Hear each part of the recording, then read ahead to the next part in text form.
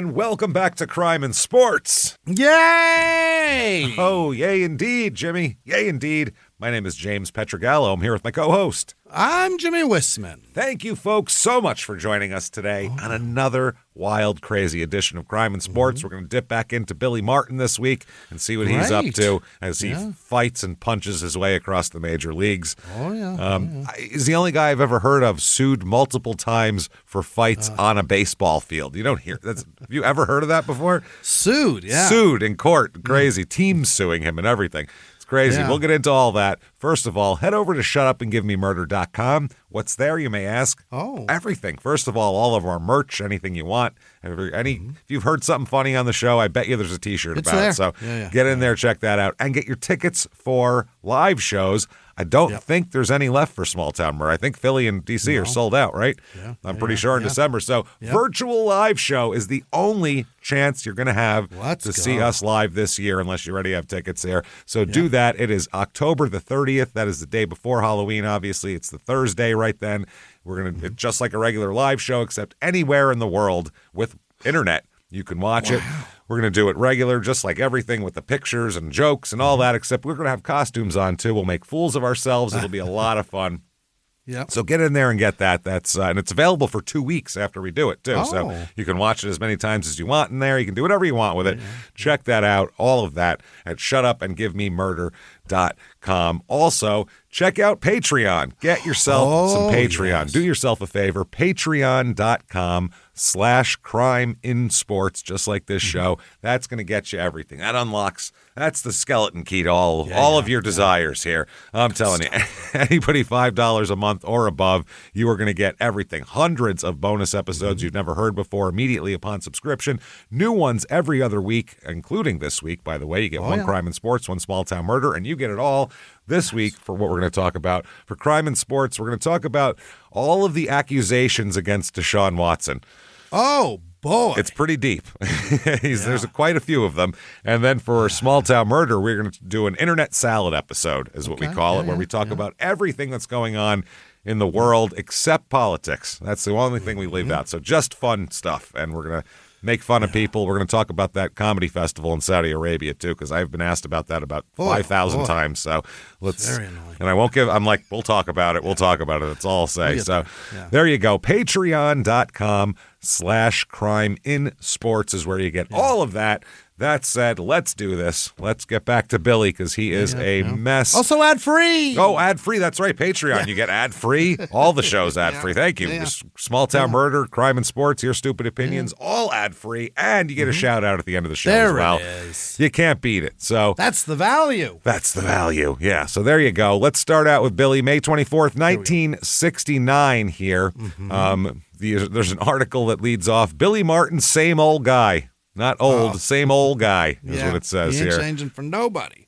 Yep, they said because it is and because of his fierce competitive nature, Martin occasionally loses sight of the fact that there are others who feel almost as strongly about baseball as he does.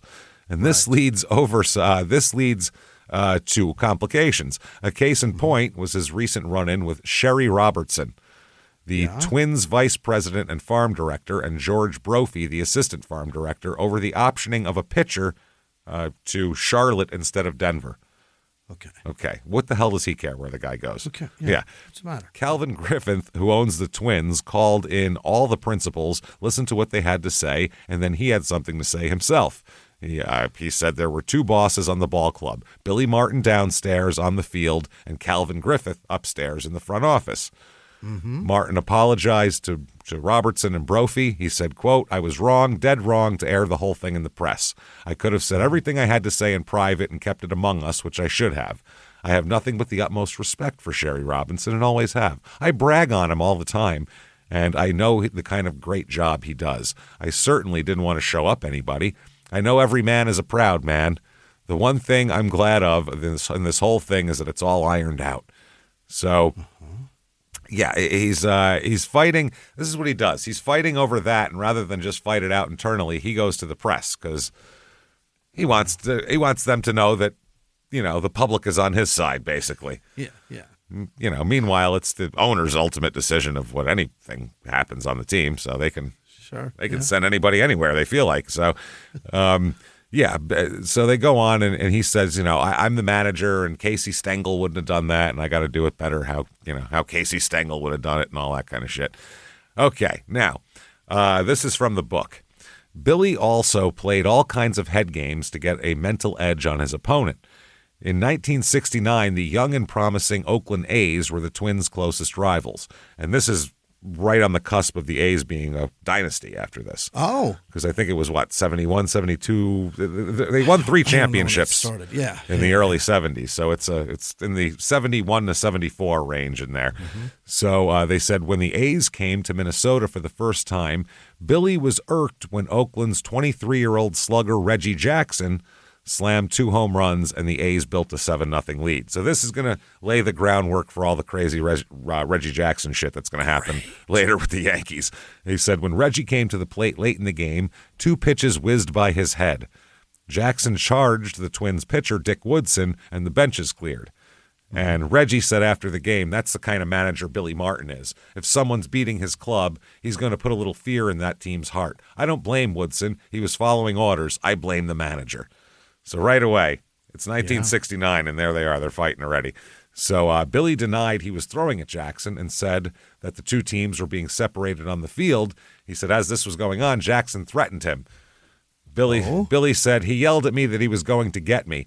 I want somebody to write that, so if we ever get in a fight, he won't be able to sue me and say I started it.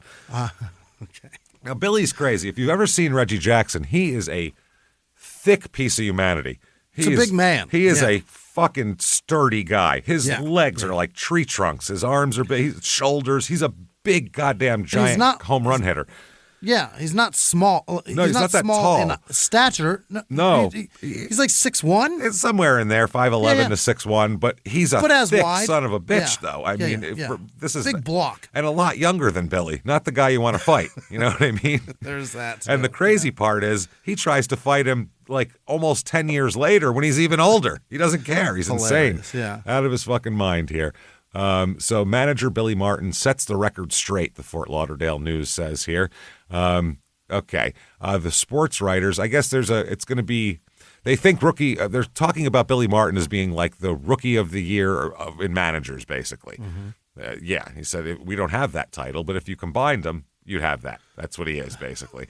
He wants it. Yeah. They said Ted Williams, meaning Ted Williams, is the latest head. Tuna can Ted. Yeah, is the latest head Billy Martin has hanging over his fireplace. He nailed this prize with one blast right between his eyes. Jesus.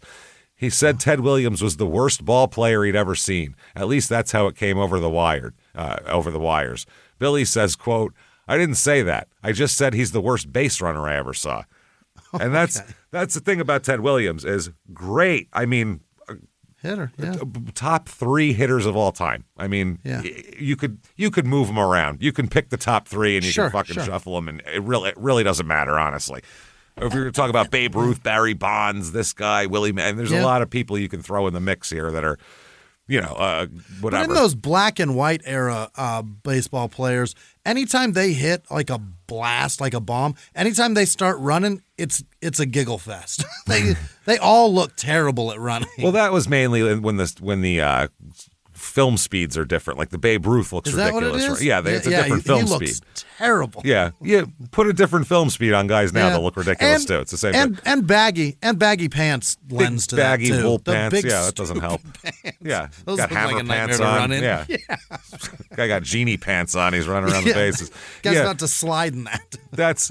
That's very silly. But like Ted Williams, as far as hitters go, he's just like the most scientific hitter of all time. Sure. He wrote books on breaking the strike zone down into 80 parts and looking at this part and the exact. He did. He was the money. He did batting for dummies. He was doing like money ball hitting as far as you don't hit the pitch that's in the lower outside corner because you only have a 12% chance of getting a base hit when you swing at that pitch. He did that shit 50 years before anybody thought of it. He was writing books like that. So that's how his mind worked.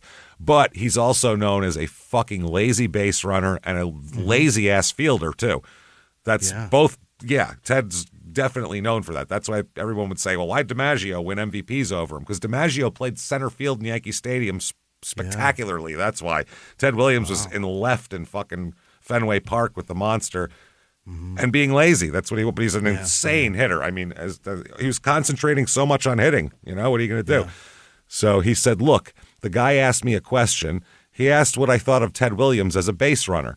I said that as a second baseman, I never saw him slide.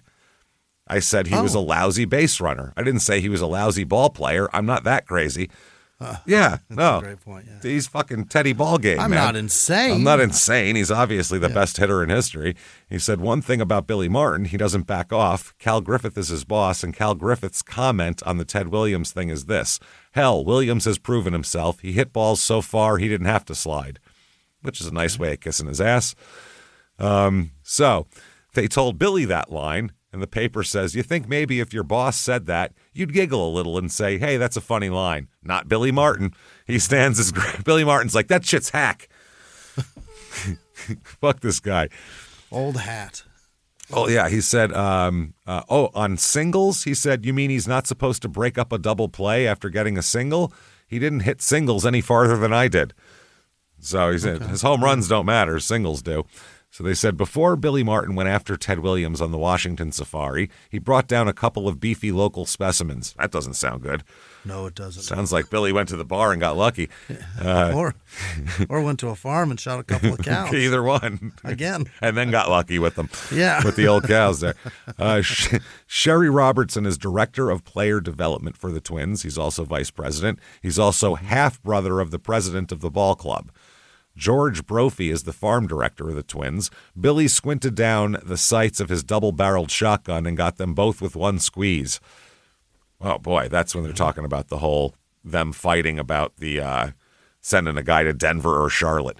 All right. So Billy says, quote, I had just finished talking to Calvin about sending the man to Denver, and I had the backing of my two pitching coaches that he could win in Denver. I was on the other end last year. I understand more than they think I do. He says. And then he said, Sherry Robertson says, what does he know about where the hell to send a player? This is his second year managing. I've been doing this since 1953. Okay. And he said, all those guys you've got out there on the field, they're my guys, so I must be doing something right, is what he told Billy Martin. Yeah. If your team's playing well, it's because I'm good, not because you're good. Thank me, which they sucked the year before he came, so it's funny. Right, I don't know. Kind of right. Yeah. It sounds like Billy might have had something to do with that here. Yeah. So Sherry said, Billy gets upset when he loses. Who the hell doesn't? He'll be all right. He's going to be a hell of a manager. He just has some learning to do about the different departments of running a ball club.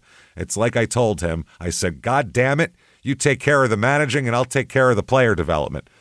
Okay, yeah. And Cal Griffith just said, the owner, that's just how Billy is. He got excited, but he's a real good manager. Yeah, that's how it works. Now, before Billy Martin put the uniform back on to manage at Denver and Minneapolis, he worked for Sherry Robertson and George Brophy as a scout. And apparently Billy didn't achieve the rank of super scout. One person said, no wonder Billy Martin didn't know what he was doing as a scout. He doesn't think Ted Williams was a good ball player, which is stupid because obviously he does. True. Yeah. Just dumb shit. So, okay, here's a story from the book here. All right. There's a guy, Boswell here. Boswell was a temperamental but gifted starting pitcher, a 6'3", 190-pound right-hander who by 1969 had already posted 3 double-digit victory seasons for the Twins. Mm-hmm. During a trip to Detroit in August, Boswell was inactive because of a shoulder injury, but Billy still required all the pitches to run 20 laps from foul line to foul line before games, which no one understands, by the way. Pitchers? It's not. Yeah. They're a weird breed. They don't need to do that. Don't fuck up their head. Just don't fuck anything up. Pitchers are like a comic. You just whatever their routine is beforehand. Let them do it. That gets them to be able to stand there with everybody staring at them and do what they got to do. That's why you're allowed to.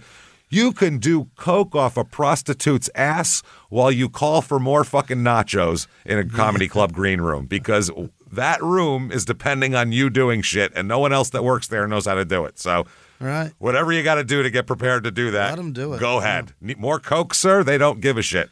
So It's the same thing, I feel like, with this.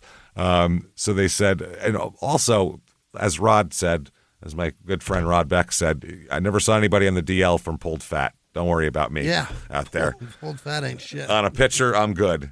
Pitchers are weird.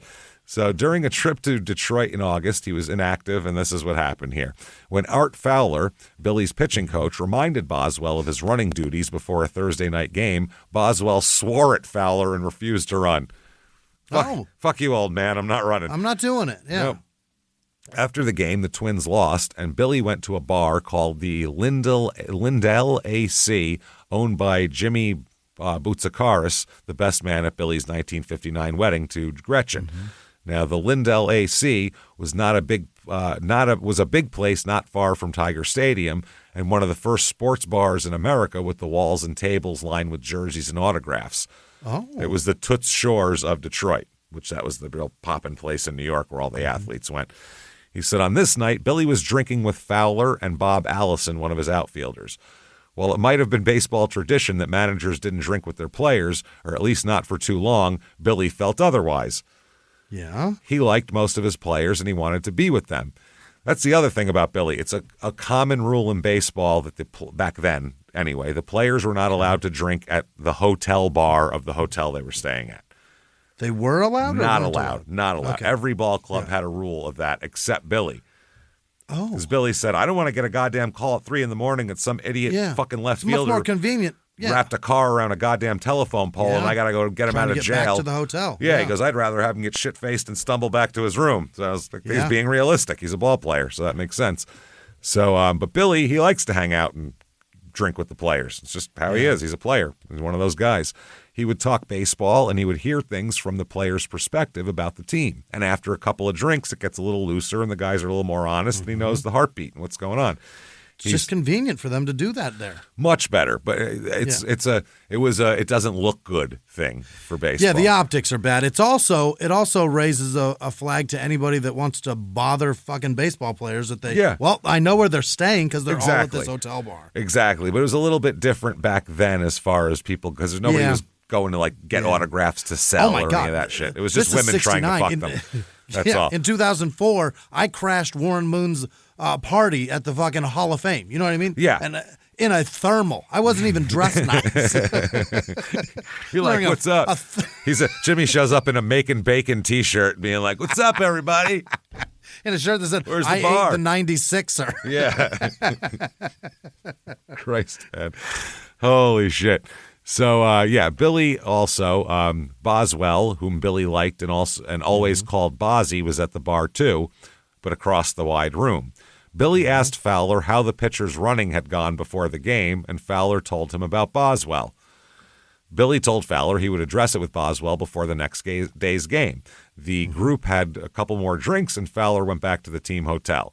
Once Fowler left, Boswell came over to Billy. And Boswell said, Art told you about my not running, didn't he? Yeah. What are you here for, the not running thing? Yeah, Billy said that's his job. And Boswell said, I'm going back to the hotel to kick his butt, that little squealer. Oh? I'm going to go beat my pitching coach up right now. Yeah. Yeah. So Billy said, Bozzy, you're not going to do anything like that. And Boswell said, yes, I am. Got up and headed toward the door. You bet your ass I am. Now, Allison, who was as big as Boswell and one of his close friends, ran after Boswell and stopped him near an alley behind the bar. As usual, there's conflicting stories from this moment on, but what is known is that everyone had been drinking. So that's why things get cloudy.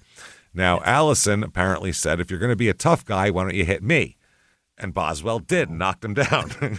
Okay. You got it. Yeah, there you go.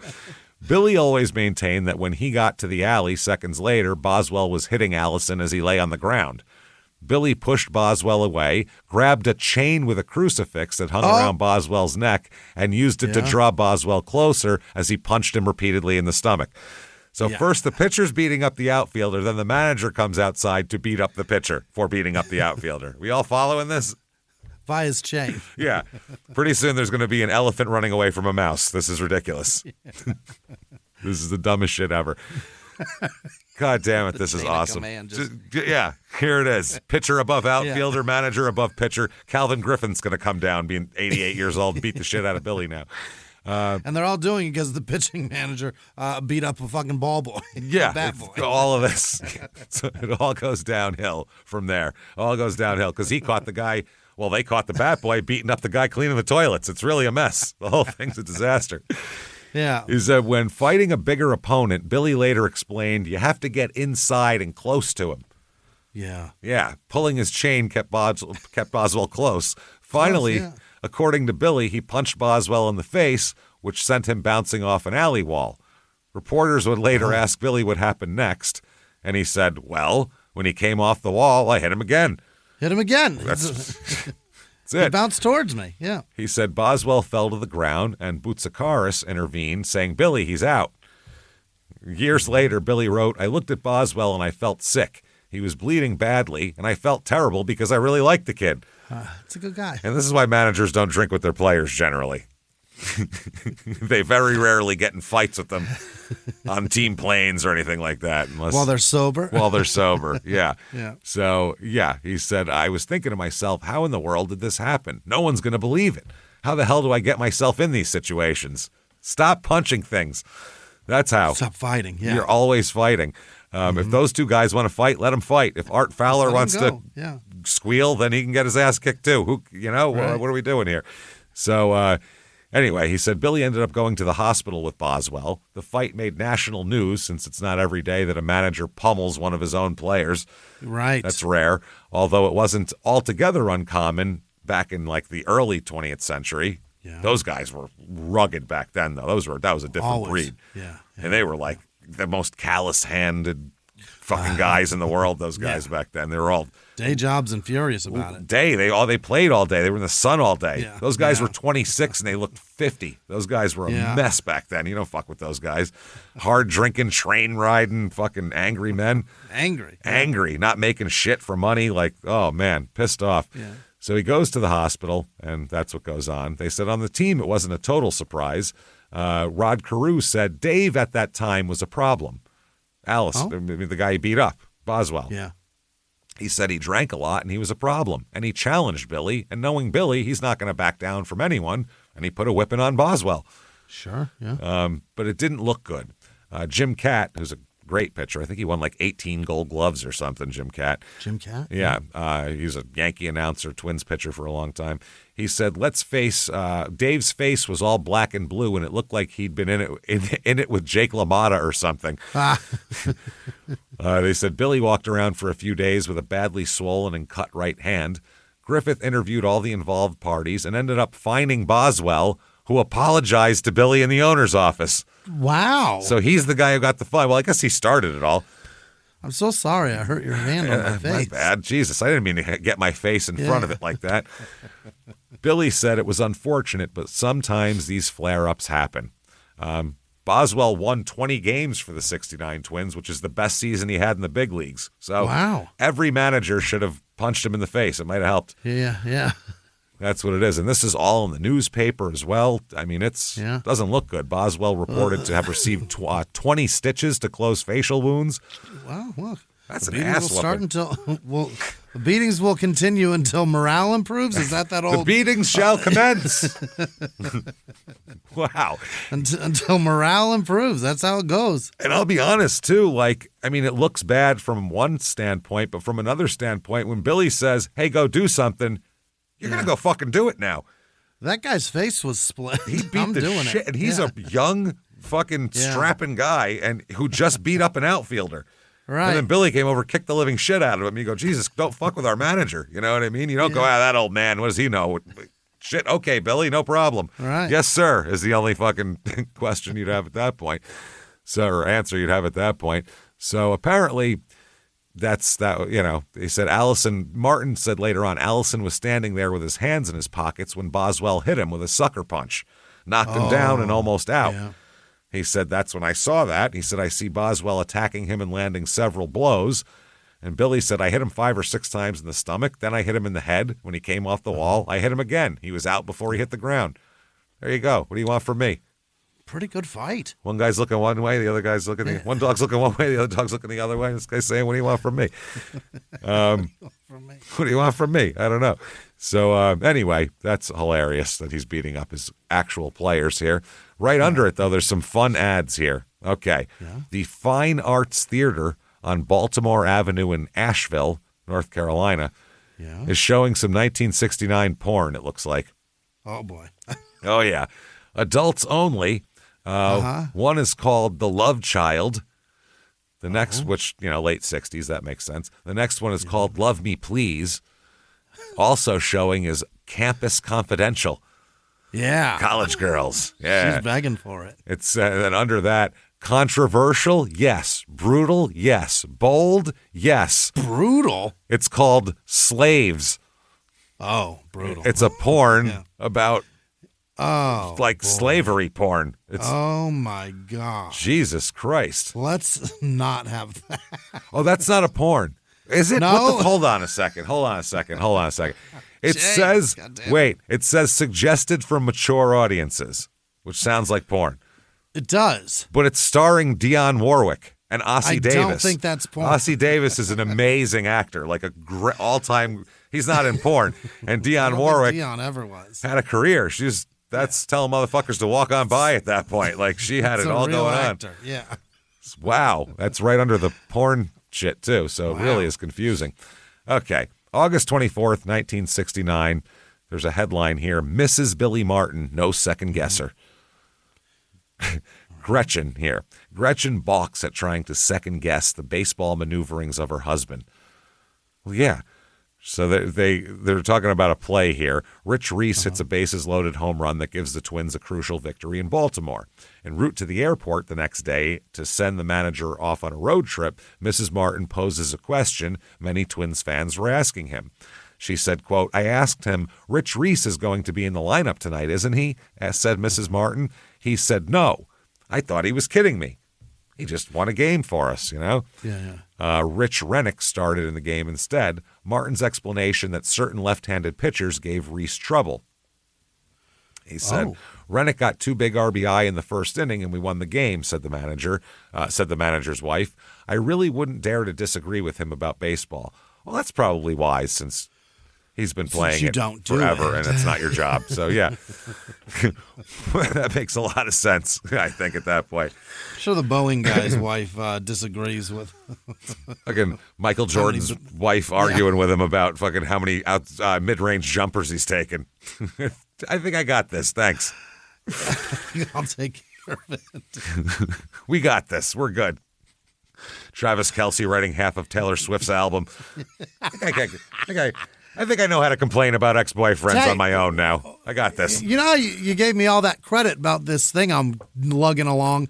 Why don't you just let me write a couple songs and we'll call it even? I think he wrote that song. So that's probably the one. Pretty sure he wrote that. If I had to take a swing and a guess, that's it. The funniest part is this show, particularly Crime and Sports, about half of this audience is going, "What the fuck are you talking about?" Which is very funny. So, hey everybody, just going to take a quick break from the show to tell you a better way to get your nutrients with AG1. Drink AG1.com. Absolutely. Both of us, we don't have the healthiest diets in the world. We're on the road, we're doing stuff, which makes it hard for our bodies to get all the nutrients they need. That's the thing. And AG1, though, you need to get that. That's going to put all the good stuff into your body here. It's clinically shown to support gut health and fill in common nutrient gaps. We all have them. Nobody's got a perfect diet. No. It's impossible. They have everything here with 5 probiotic strains and 75 plus vitamins and minerals. AG1 Next Gen replaces the need for a multivitamin, probiotics, and more, which is perfect because I always forget to take vitamins. So this is what I need here. You're gonna feel better when you take that. It's so good. You're gonna feel great. It's wonderful. It's clinically backed. Formula that AG has is now flavor packed with new delicious flavors, tropical, berry, and citrus in the addition to the original. Of course, I recommend the citrus. AG1 Next Gen is helping to raise the standard with multiple gold standard clinical trials. In an industry where not everyone invests heavily in research, They go to great lengths to continually invest in rigorous peer-reviewed clinical trials. AG1 will replace the need for a multivitamin, probiotics, and more for less than $3 per day with a subscription. You're getting more than $7 worth of daily nutritional support. You're going to love it. It's great. Try the citrus. You'll feel so much better having the nutrients you need running through your body, not wondering what you're missing here. Head to drinkag1.com/crimeinsports to get a free welcome kit, including a bottle of vitamin D and free AG1 travel packs when you first subscribe. That's drinkag1.com/crimeinsports. Now back to the show. Did you know data brokers are making billions selling your personal information, usually without your consent? That's how your information lands in the hands of scammers, spammers, even stalkers. It's why you get endless robocalls and why ads seem to follow you everywhere. That's where Aura comes in. Aura actively removes your data from broker sites and keeps it off. They also instantly alert you if your information shows up in a breach or on the dark web. With one app, you get a VPN, antivirus, password manager, spam call protection, dark web monitoring, and up to $5 million in identity theft insurance, all backed by 24/7 US-based support.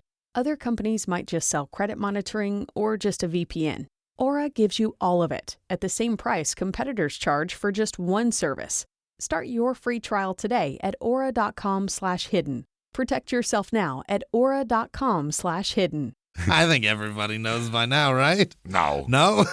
They've got to by now. It's like front page news for a month. You think a bunch of 45-year-old guys know about specific Taylor Swift songs? Because a lot of this audience is not going to know this shit. Yeah, that's a good point. The ladies will, but... Yeah. So, anyway, that's what's going on here. His wife's not going to disagree with him, which is probably good because he'd probably punch her. So... Yeah. We don't need that. Well, yeah. To keep Billy out of jail for domestic violence, I'm not going to disagree with him. Yeah. She does say that it's different being a player's wife and a manager's wife. She said there's definitely more pressure being a manager's wife. She said, as a coach's wife, I felt more secure. Managers are hired and fired so easily, but I don't sit around and worry about Billy being fired. Well, you should, because he gets fired constantly from everywhere. Yeah. She said, I love the Twins. I get terribly more excited about the game since Billy became manager. I can't stand to miss any games. She said the fans were hecklers sometimes, though. Well, they say. She said at one game, one man stood up and yelled, Billy Martin, you're a donkey, which is a pretty piss-poor insult. It's a bad heckle. It's a new one, or I wouldn't say new. It's having its rise again now, but that's because of the guy from... Yeah, but it's because of that guy from the Chef show. He calls people a Gordon donkey. Ramsay. Yeah, that's the guy. Yeah, but that was 20 years ago he was calling people a donkey. Is that what he did? I don't know. It was like Kitchen Nightmares era. Yeah, that was a long fucking time ago. Kids, it's probably because of memes caught fire again. I guess. My But kids love to call people that. that's a really dumb That's fucking... poor. That's weak. He said... Billy Martin, you're a donkey. I just let it go in one ear and out the other, but it's terrible on the children. Our little boy, Billy Joe, won't understand until he's older. Why your dad's getting called a donkey? A donkey. He's like, why are they mad at Dad? He doesn't get it. Yeah. So anyway, that's what's going on here. Minnesota ends up winning the NL West, which is pretty good. Here's a great fucking picture of Billy having a touch of champagne. A small This is serve. just a smidge. Full, for Christ's sake. It's literally like a brandy snifter that's bigger than his head. And he's drinking champagne from it. It's bigger than his head, literally. It's twice the size of his head. That takes you could fill that up with 3 bottles of champagne. I'm sure. Oh, for sure. That's like a nice light fixture in your entryway is what that is. It's huge. Yeah. It's fucking enormous. You could use that. You could weld that to your countertop and make it a sink. Yeah. No shit. It says Billy Martin has a wee one. That's the funny. The headline for it there. So the Twins played the Orioles, who had won 109 games during the regular season in the ALCS. This is the Twins won 97, the Orioles won 109, and Earl Weaver's the manager. So you got Billy Martin versus Earl Weaver.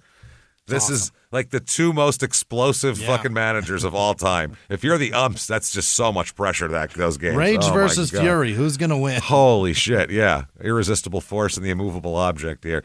There they are. So at more than 40 years later, when Earl Weaver was asked to recall the 1969 series, he answered, quote, "I was frightened. Here we'd won 109 games and we had to win 2 out of 3 or 3 out of 5 against a Billy Martin team." Yeah. So they were very scared they were going to get fucking run here. Out. Yeah, because and surprised and upset. They didn't, though.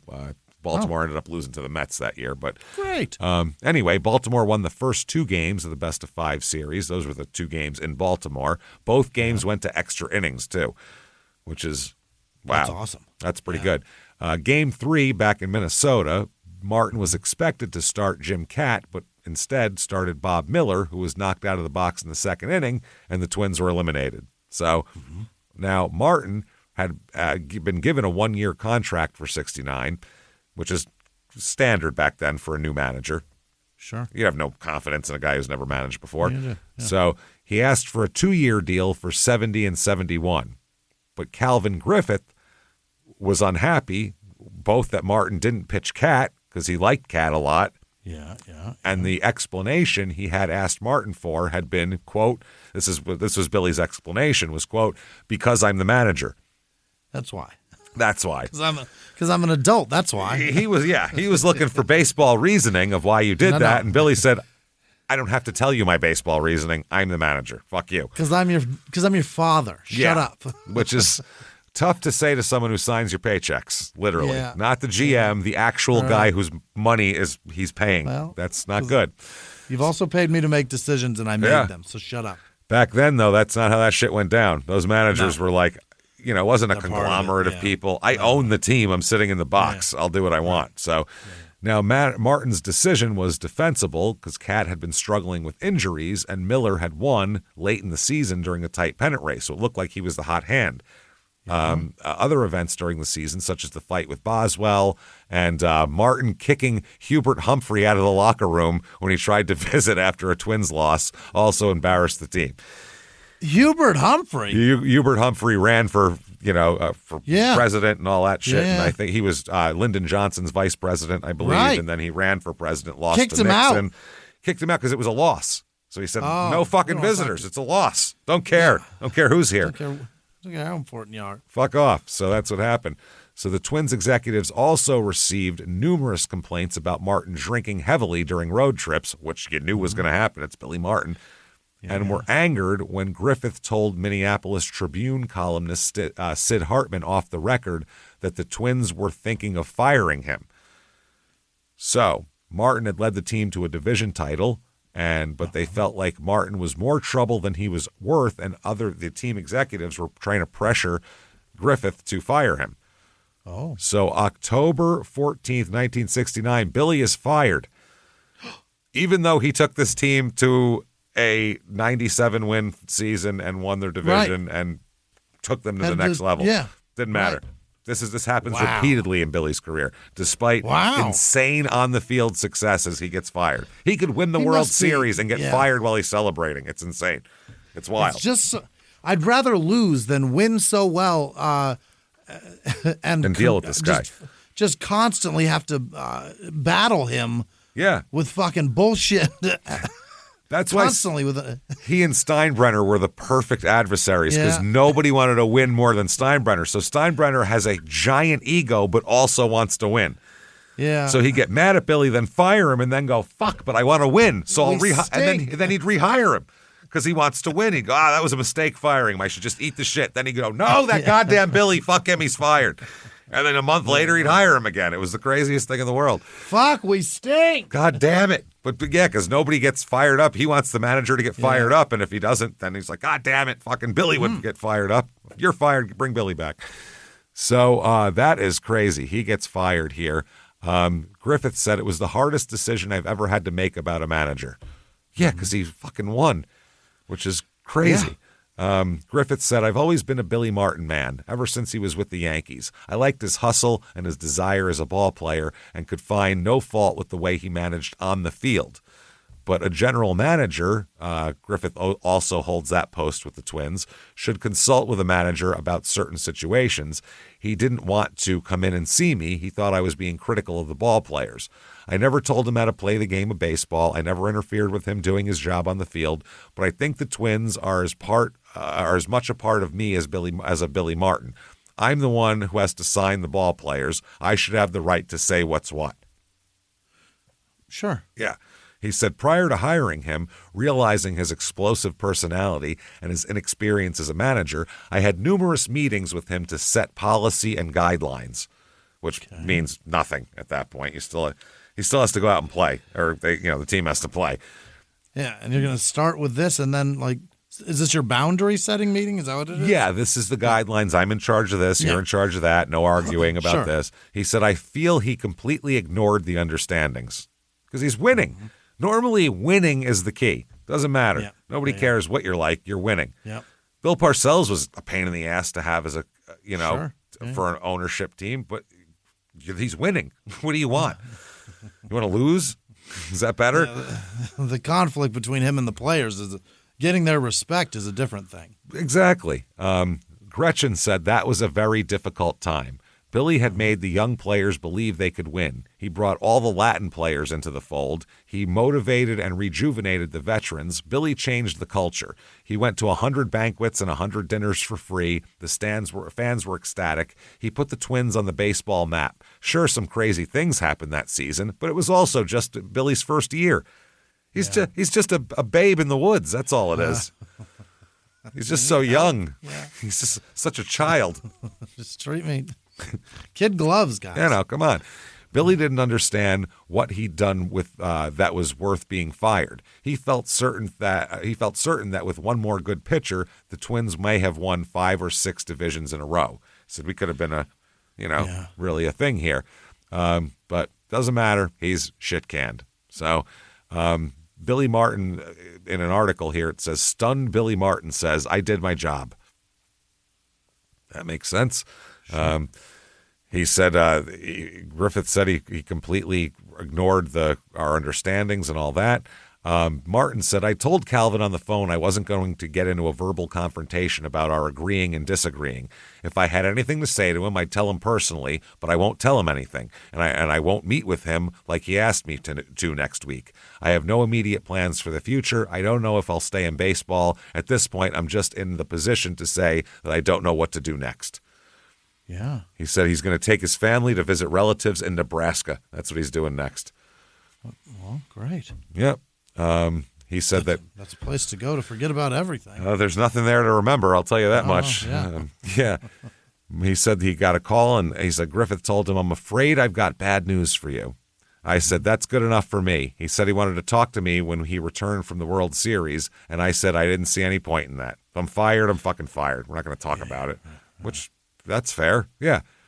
That's like if a cop pulls you over and gives you a lecture and then gives you a ticket. No. Pick one. There's nothing worse than one. A cop going. Pick a fucking path. Did you buy this like this? Who cares? Just give me the ticket. Break my balls or give me a ticket. That's it. Not both. Not both.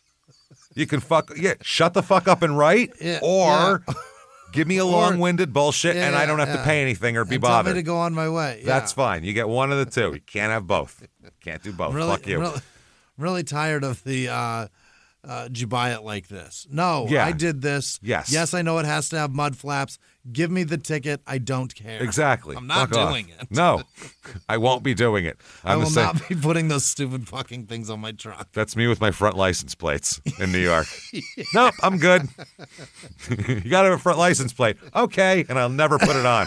It's never not happening. Doing it. I'm not ruining my truck with your fucking mud flaps. If you don't like that rocks fly up and hit you on motorcycles, drive a fucking car. That's what I do. I don't know. Put a shield around you like the rest of us do at 80 miles an hour, you fucking morons. Yeah. And Jimmie rides motorcycles. I sold mine because I was tired of the fucking rocks. There you go. And opportunities of getting hit. That's crazy. That's great. So Billy said, we haven't been able to tell our little boy, Billy Joe, Gretchen and I have been together for 10 years. We've had some trials and tribulations before. We'll get really? No, not a relationship with Is Billy that Martin. right? No. We'll get by this one. We were very happy with the years we were with the Twins. So, because he was a scout and a coach and a player. He's been there for a long time. Now, okay, Rod Carew says, who fires a guy who took a 7th place team and turned it into a division winner? Right. What the hell? Exactly. That's the thing. You Carew can't said, fire that guy. no, and that the players, you're sending a bad message to the players because you're telling the players, I don't really care about winning. No.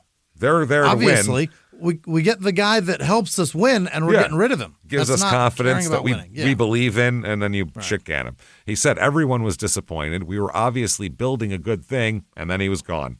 Yeah. That's how everybody feels all the time. In 2009, the 40th anniversary of the 69 Twins division victory, a Minnesota newspaper columnist and radio host, Patrick Reese, wrote about how in late 69, you couldn't go anywhere in the Twin Cities without hearing the vow, quote, I'm never buying another ticket to a Twins game. And that's the other thing. He's very endearing to the fans because he so wants to win so fucking bad Sure. that when you fire him, the fans take his side. It's happened with Steinbrenner 100 times. Which pissed Steinbrenner off. He'd go, I'm the guy signing the checks. I do all this shit, and they love him? Yes, they do. Sorry. I'm the guy that does this. No, you're not. No, you're not. On the field, he's the guy that does that shit. Yeah. So they said, Reese said the Martin effect was more than a myth. In 1970, the Twins won 98 games and another division with Bill Rigney as manager, and as attendance fell 88,000. By 71, when the Twins were losers, the attendance had dropped by more than 400,000 from the team record set in 69. Wow. And Reese said, and this is a fact, a decade after Billy was fired, you could still run into a 40-year-old sipping a beer in a local bar, waving in disinterest at the Twins game on the corner TV, saying, I haven't been to a game since they fired Billy. I miss Billy. Miss Billy. So Billy's trying to do it. There's an article here that says, winning not enough, Billy Martin can't figure it out. So it's just basically saying, I don't know why they fired me. He said, I don't plan to get back into baseball. Not right now, anyway. Wow. He says he's broken up with her. He's done. Yeah, the fucking mistress has, the spell's been broken. Jesus. He said, I like Calvin. He's a fine man. He says, but he already fired me, so why does he keep talking about me? What is he looking to do? Fire me again? Yeah. This is the ticket and the lecture. You fired me. That's enough. Now shut the fuck up. Yeah, you don't get to tell me anymore. They say bumper stickers which say bring Billy back remain on a great number of cars. And there's other stickers saying call Fox Ed Billy. What the hell does that mean? Fox. Call Foxed? Call, C-A-L-L, Fox Ed. Fox-ED Billy. Call, I guess, Cal is what they're trying to say. Cal Foxed Billy? I don't even know. Whatever. In reference to the publicized differences between Martin and the club president, Howard Fox. Okay. So. Oh, Cal Fox. But it's not. Yeah. It feels influence. Cal. Yeah, they fucked up. That's a typo. It should be Cal and not Call. That Cal Foxed Billy. Okay, that makes way more goddamn sense. So Billy's 41 years old. He's only done baseball. That's all he's ever done. But he says, he might be done with it, though.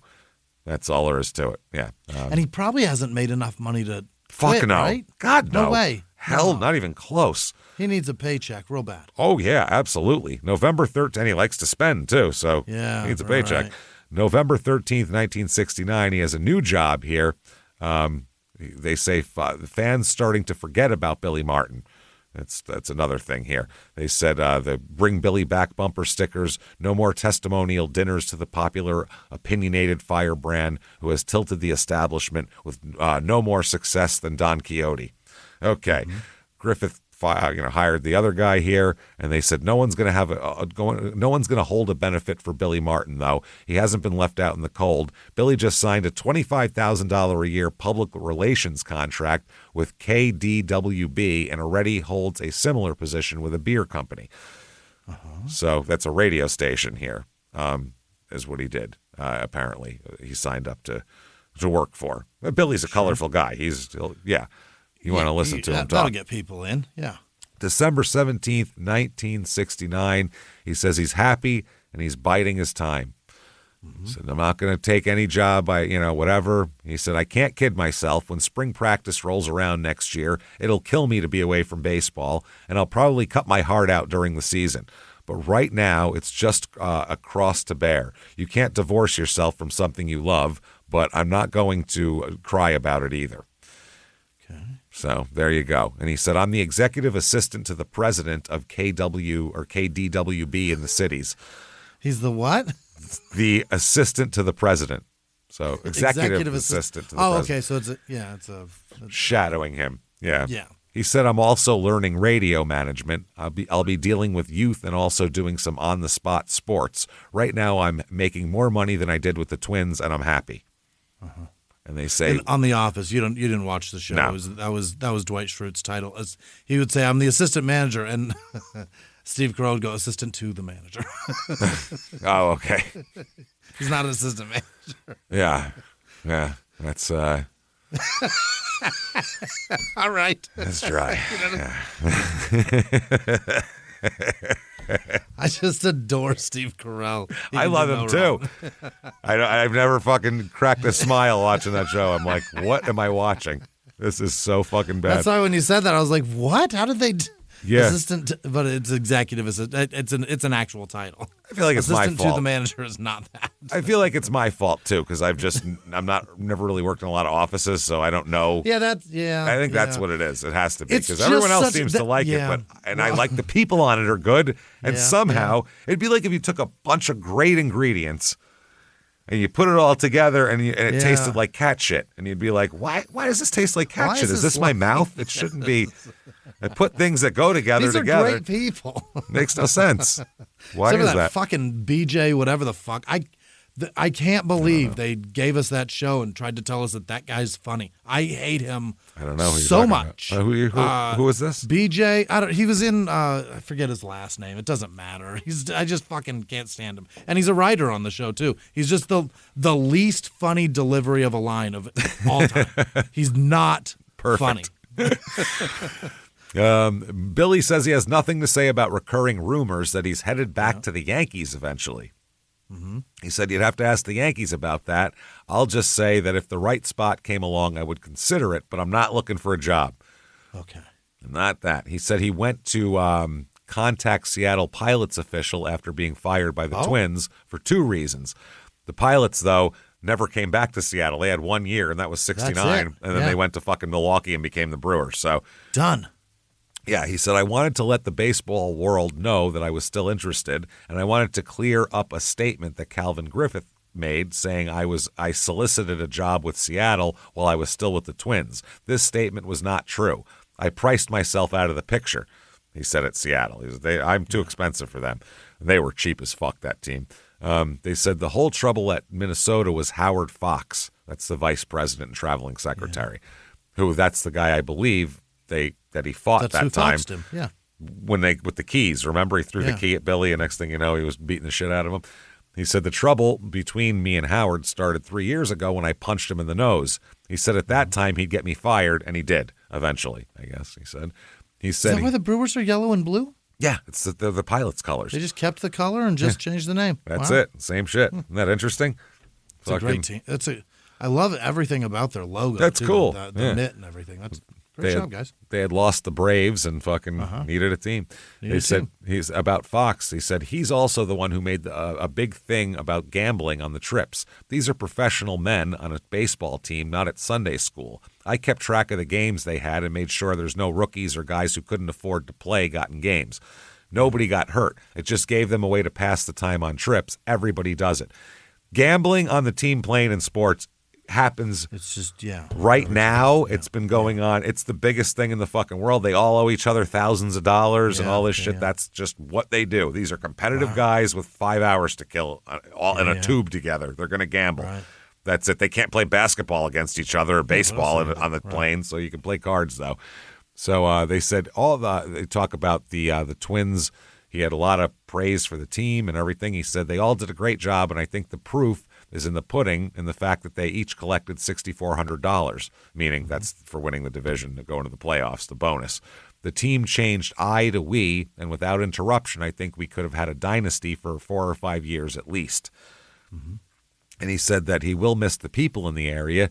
He said, you ought to see the letters I get. I just finished reading the last stack of them today, and they're so great. I'm saving them. I told my wife we should paper a room with them so people can always see them because they're so warm and understanding. A lot of people sent copies of the letters to Griffith, and he sent back form letters. Some people sent the form letters back to him. Jesus, a lot of mail going on there. Billy Martin, this is September 24th, 1970, so after the next baseball season. So he sat out for 70. Billy Martin reportedly the choice to replace the Tigers manager. Oh. Talking about him in Detroit here. They said he is reportedly scheduled to replace Mayo Smith, as the manager of the Detroit Tigers here. So they said, Billy said, there's no way I can divulge anything. I've been talking to a few other clubs, too. Okay, that's interesting.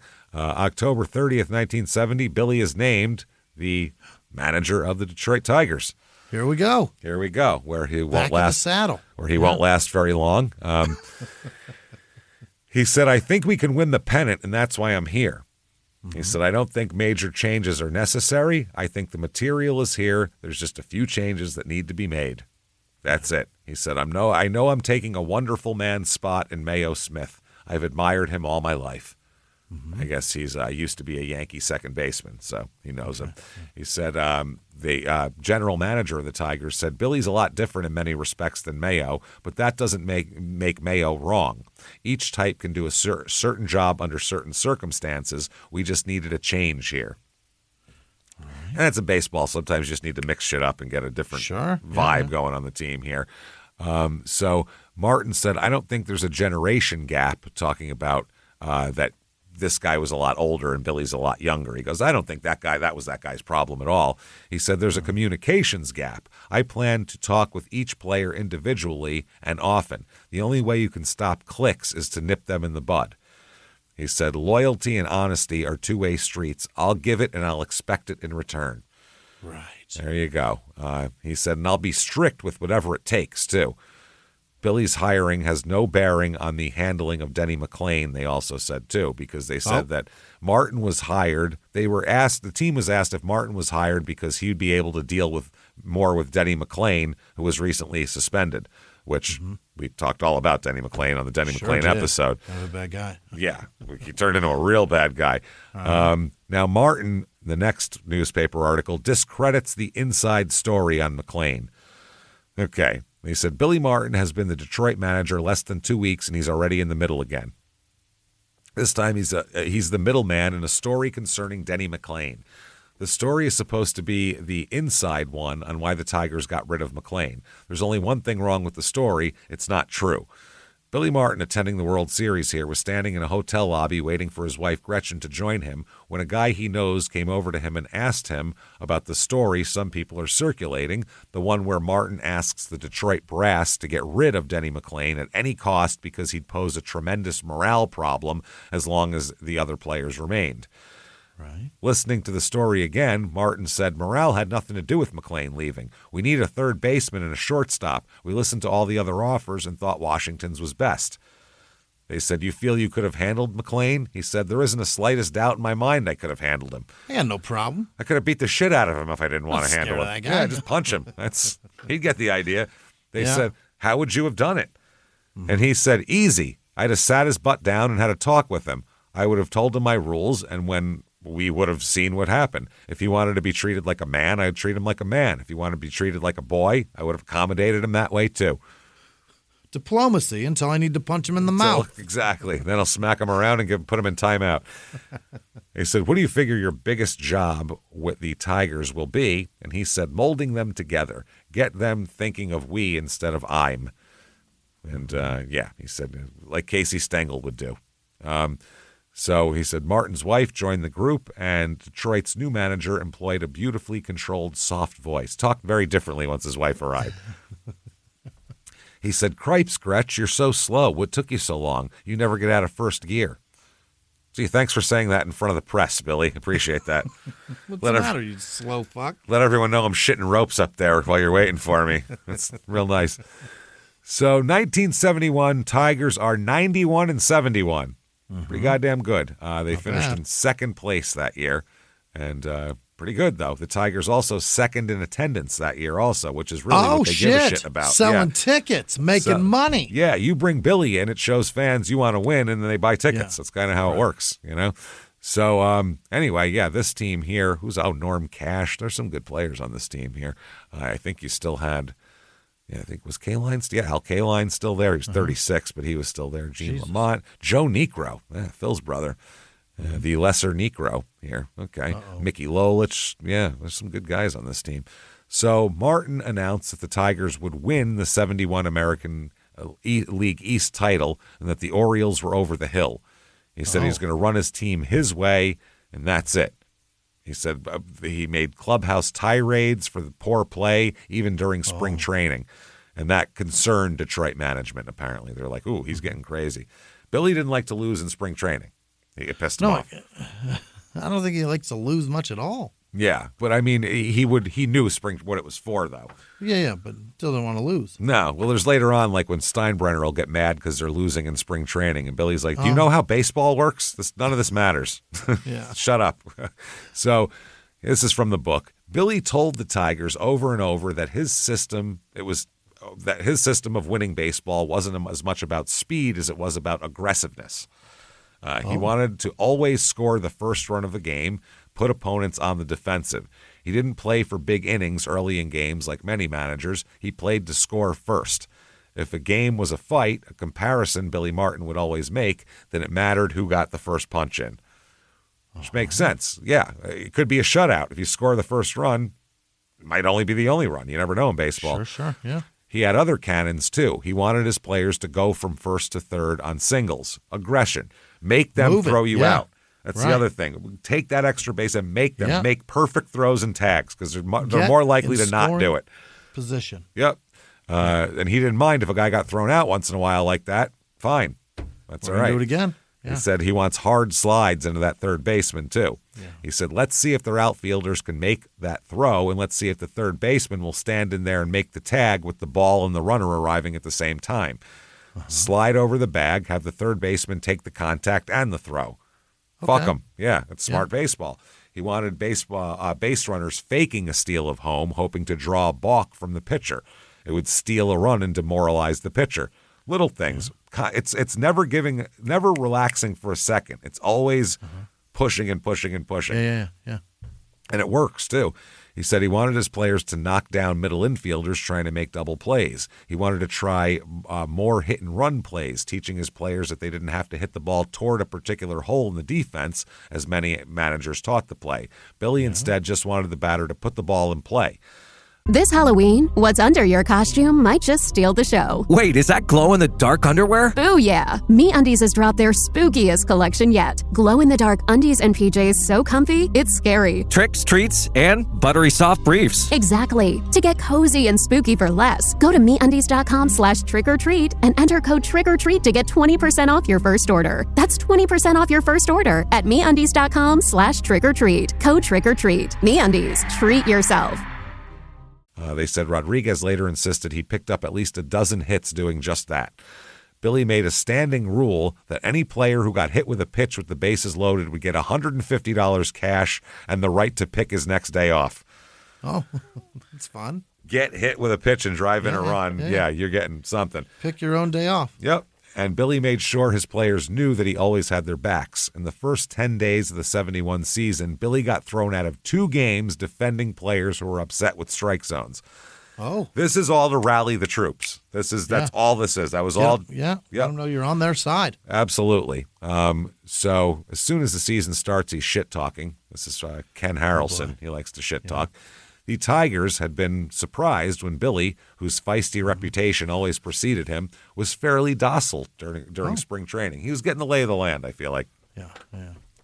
So they were astonished at the man in the same number 1 uniform who on opening day of the season became a different person altogether, a jumpy maniac, a hyper dugout presence who was always ready to go after anyone in the ballpark. Yeah, Billy would pace in the dugout all the time. He'd move around like a lion in a cage. Hands in his back pockets so he wasn't screaming and yelling and waving, basically. Because he would be if they weren't in his back pockets. That's fun. Yep, that's how he is. So he has disarmed himself. Yep, that's exactly what it is. He's like, nope, not going to wave my hands around, not Yeah. going to punch anything, not going to throw them around, not going to make Holster gestures. these sidearms. Yep, he knows what he's fucking doing. In the first inning of the first game, Billy started in on Cleveland Indians flamboyant first baseman Ken Harrelson, who liked to wear tight, tailored uniforms, a Fu Manchu mustache, and multicolored wristbands. Oh. Off the field, Harrelson was the king of early 70s style, known for his closet full of Nehru jackets. So he's just What are Nehru jackets? it's a you'd know it if you saw it. It's a 70s type of jacket. You go, oh yeah, Okay. that one. Polyester Yeah, style? No, like- no, not at all. No, different, completely different How than do you- that. oh, It's late okay. 60s, early 70s style, not leisure suit shit. Okay. Yeah, Okay. it's kind of hard to just look it up here. It's not Well, how do you spell it? Nehru. Nehru. Yeah, Nehru. jackets. Yeah, Jackets? jacket. You'll see it and go, oh yeah, those 60s jackets. Oh, it is. Is it a like a cultural thing? Cultural thing? No, it's a Yeah, 'cause 60s, 70s thing. Okay, the ones that they're showing me have no collar. They're very. It looks like a kind of like a cultural jacket, like somebody would. What are you Like talking? a Just middle- say it. What are you talking about? Eastern cultural? Middle. It's I don't want. Oh, I don't know. It's just like say Eastern the culture Asia. you're thinking. Like Okay. Eastern Asian jacket. Okay, cultural. I'm like, what do you mean? Like a I don't know. I don't know if you meant hippie or black people or what the fuck are we talking about? Be specific. It looks like something that you would wear for like a religious outfit or something. Yeah, no, in that's like just Eastern that, Asia. that late 60s style of Okay. weird shit. Yeah, that was Wild. a big thing back there. So you can show your hip and into it. Oh yeah, you want to show Yeah. up? That was you had to be mod. It was back then. It was Yeah. called modern. You know what I Show mean? me you know something. Yeah, that's how it is. I don't like it. So it's too much to keep up with every week. Yeah, There's new shit. that's God the fashion. Yeah, I guess it's better than sweatpants and slides, but still, it's, There is that. you know what I mean? I That's can't, being out there and in the fucking can't do mall. that either. Can't do People that are either. doing it. Like you God fucking damn. dirtbag. Look at you, you Yeah. homeless fuck. Put on a pair of pants. The airport's the worst. Pants, just Oh, my shoes. I God. don't care about Yeah. pants. You want to be comfortable, Yeah. fine. Cover your goddamn feet. You I'm fucking tired bums. of seeing toes. I'm tired, of it. seeing toes. I'm tired of seeing men's toes. I'm tired of Had people enough of your shuffling toes. along. Stop shuffling. Pick your goddamn fucking feet up. Put shoes with laces maybe- on, and you can pick your fucking feet up, and they won't fall out, you asshole. Maybe if those were around your fucking heel. Oh, god damn it. That drives me fucking crazy. Get out of my way. It's like everyone's in a mental hospital. That's what it feels like. Yeah. Everyone's walking, Yeah. shuffling around like they're fucking meted up in a mental hospital. It's fucking Kinda crazy. are. Or they're like dragging an IV next to them. That's how they're all walking because they got these fucking shoes on. Can't take it anymore. Can't go too far too fast. No, that's what I mean. You had to see that, but that was me holding a pole Yeah. next to me going, A very sick person. very sick. Man. So Billy yelled from the dugout, "You clown, Harrelson, where are your bell bottoms? You think your clothes are going to hide the fact that you can't catch anything in the dirt anymore? You stink. Everybody knows you can't go to your right anymore." Just getting in guy's head. Yeah. Everybody knows you can't hit a curveball. You're washed up. You should get off the field. Go sit with your designer in some disco. That's where you belong. Jesus Christ. They said the once somnolent Tiger's dugout was sleepy no more. We were all looking around at each other, catcher Bill Freehand said. This was a whole new ball game. Our manager was crazy. These games were a war, us against them. There was that obvious 5 minutes into this. That was obvious 5 minutes into the first game of the season. So this is a mess. And Harrelson, it turned out, barely played in 71, then retired at the end of the year. So Billy, he clocked him. He Ran scouted him him out right. of business. Yeah. Scouted him right. Next up, there was a ball player named Willie Horton here, who he had a feud with. Martin repeatedly benched the guy, and that was a problem. And he kept himself out of the lineup with an alleged injury that Martin didn't believe. Uh-oh. This is from the book. Billy's intensity was not directed only at the opposition.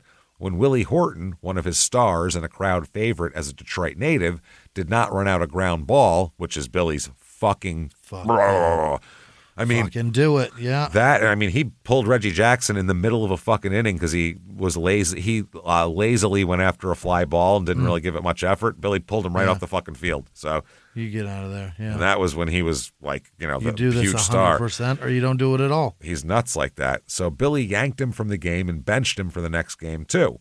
When Horton was reinserted into the lineup, he said he was injured and couldn't play. Uh-oh. Where the hell did you get hurt? You were fine when I pulled you off the field. You were sitting. Apparently, Billy and Horton had a 10-minute screaming match in the manager's office afterwards. You know what, though? I got to give Billy credit. 10 years ago, he couldn't fight for 10 minutes without throwing a punch. That's pretty impressive. He's figuring out that he probably can't throw him anymore. Yeah, that's not bad. Oh, no, God, no. That's not even close to the case at all. This is actual self-control. The threat of the lawsuit, perhaps. Maybe. They did not exit as pals after the argument. Billy wanted Horton suspended by the Tigers and told reporters so. Horton wanted to be traded. They feuded for a while, but Horton ended up back in the lineup and played well. Horton who later, by the way, became a coach for Billy in the 80s. Is that right? That's the other thing. If you fight with Billy in the beginning, doesn't mean you won't be friends later. You might earn his respect. Exactly. He said, Billy made me see some things for what they really were, and he became a mentor. Interesting. This was after now we'll talk about their first loss of a regular season game in April. Okay, baseball's not football. No. Losses happen all the time. You're gonna lose a couple times a week. It's just the way it happens. You got fucking 162 games, and the best teams in history can only win 115 out of those. And most of the time, the really good teams win 100 out of 162. Great teams lose a ton.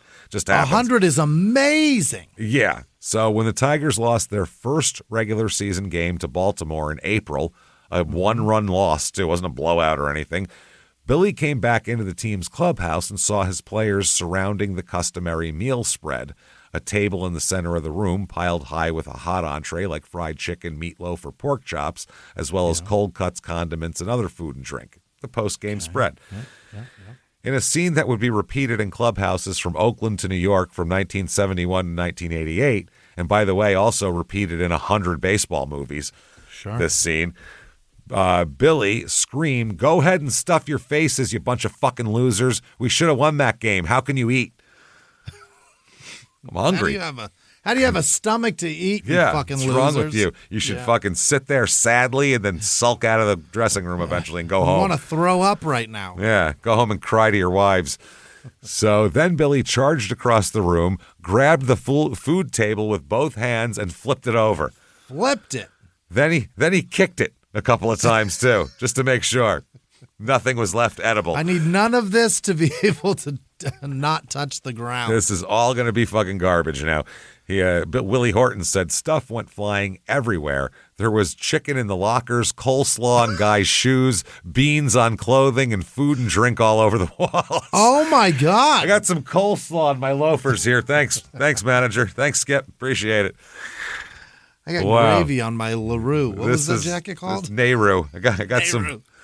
I got a chicken thigh in the fucking breast pocket of my Nehru over here. This isn't good. Shit. So he said, then Billy just stormed into his office and he slammed the door. We all kind of looked around. Nobody had ever seen anything like that, but everybody knew that Billy really hated to lose, and maybe we better start hating to lose too. Shit, if this is what it's like when we lose, we better fucking win. You know? You don't have to love winning. Just hate losing. Hate it. Hate it so much. You should hate losing more than you like winning. Absolutely. That's the only way to play sports. That's the benefit of winning. Yeah, you don't want to fucking hate losing. We didn't lose, you guys. Yeah. God damn it, great? That sucks. So they said there were other moments later viewed as motivational or as a case of team bonding.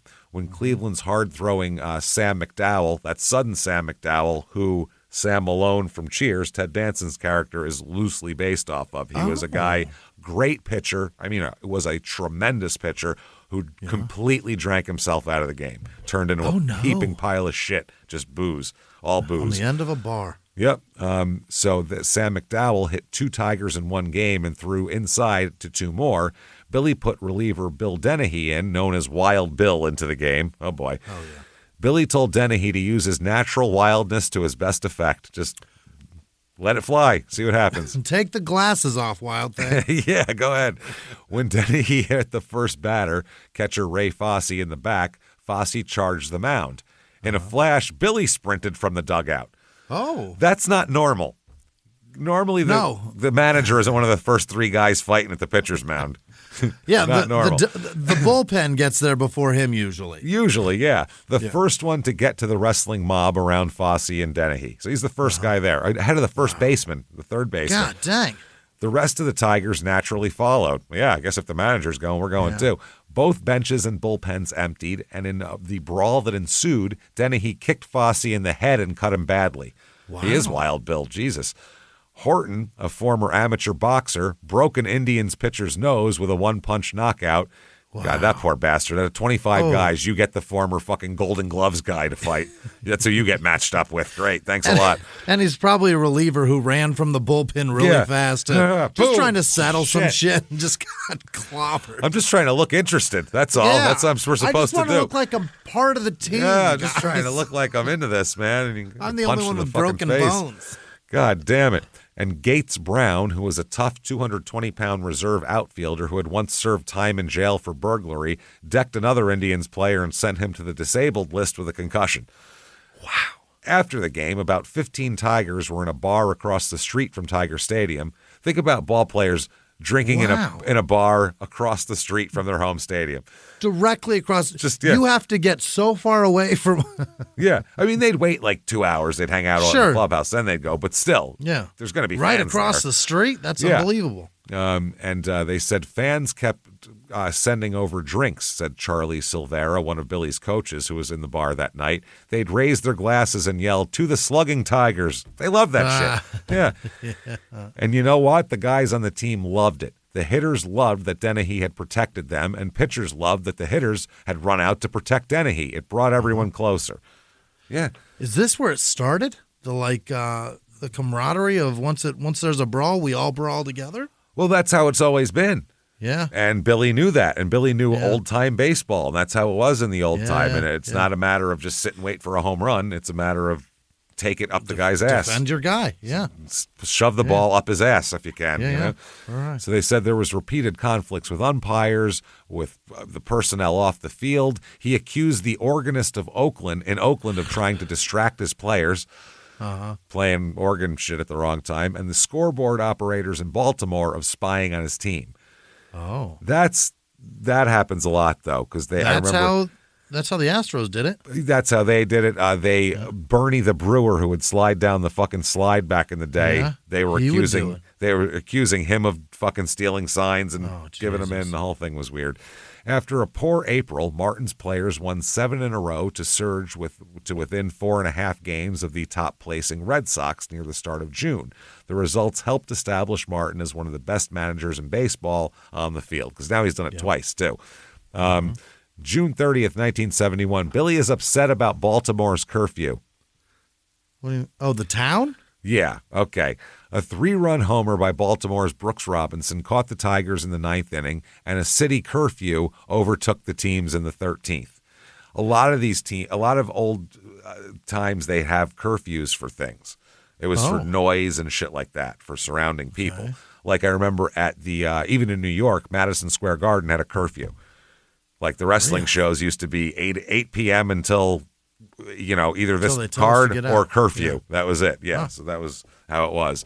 He said, "Why must Baltimore be different than all the other cities? Why do they have a bunch of Puritans here? Someone ought to tell them it's 1971. Under city law, no inning of baseball may be started after 11:59 p.m. on weekdays, and action must end precisely at 11:59 on a Saturday night." He said, "This law is as old as the ships in the Baltimore harbor. It's stagnant." Bullshit. 71 here. This is July 20th. Martin's views clash with umps. Oh, what do you think's going to happen here? Yeah. Detroit manager Billy Martin and veteran umpire Larry Knapp staged a 3-ring circus Sunday that might wind up in the commissioner's lap. Uh-oh. The point of contention was how long relief pitcher Tom Timmerman, or how long he should have, to warm up when the game with the Royals was resumed after a 1 hour and 40-minute rain delay. Billy said, I'll push this protest harder than it's ever been pushed. I'll take it all the way to the commissioner if I have to. Yeah.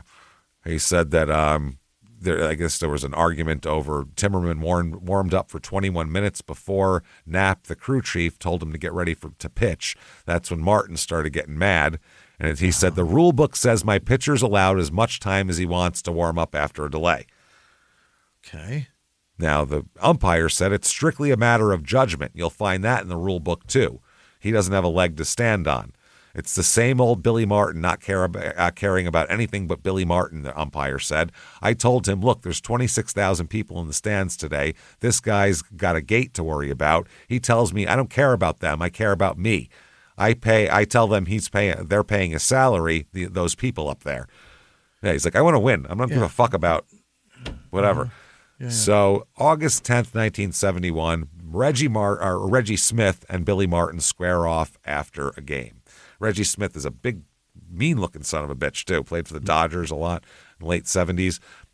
Reggie Smith was walking to his car after yesterday's 12-11 win and slash Donnybrook with the Tigers.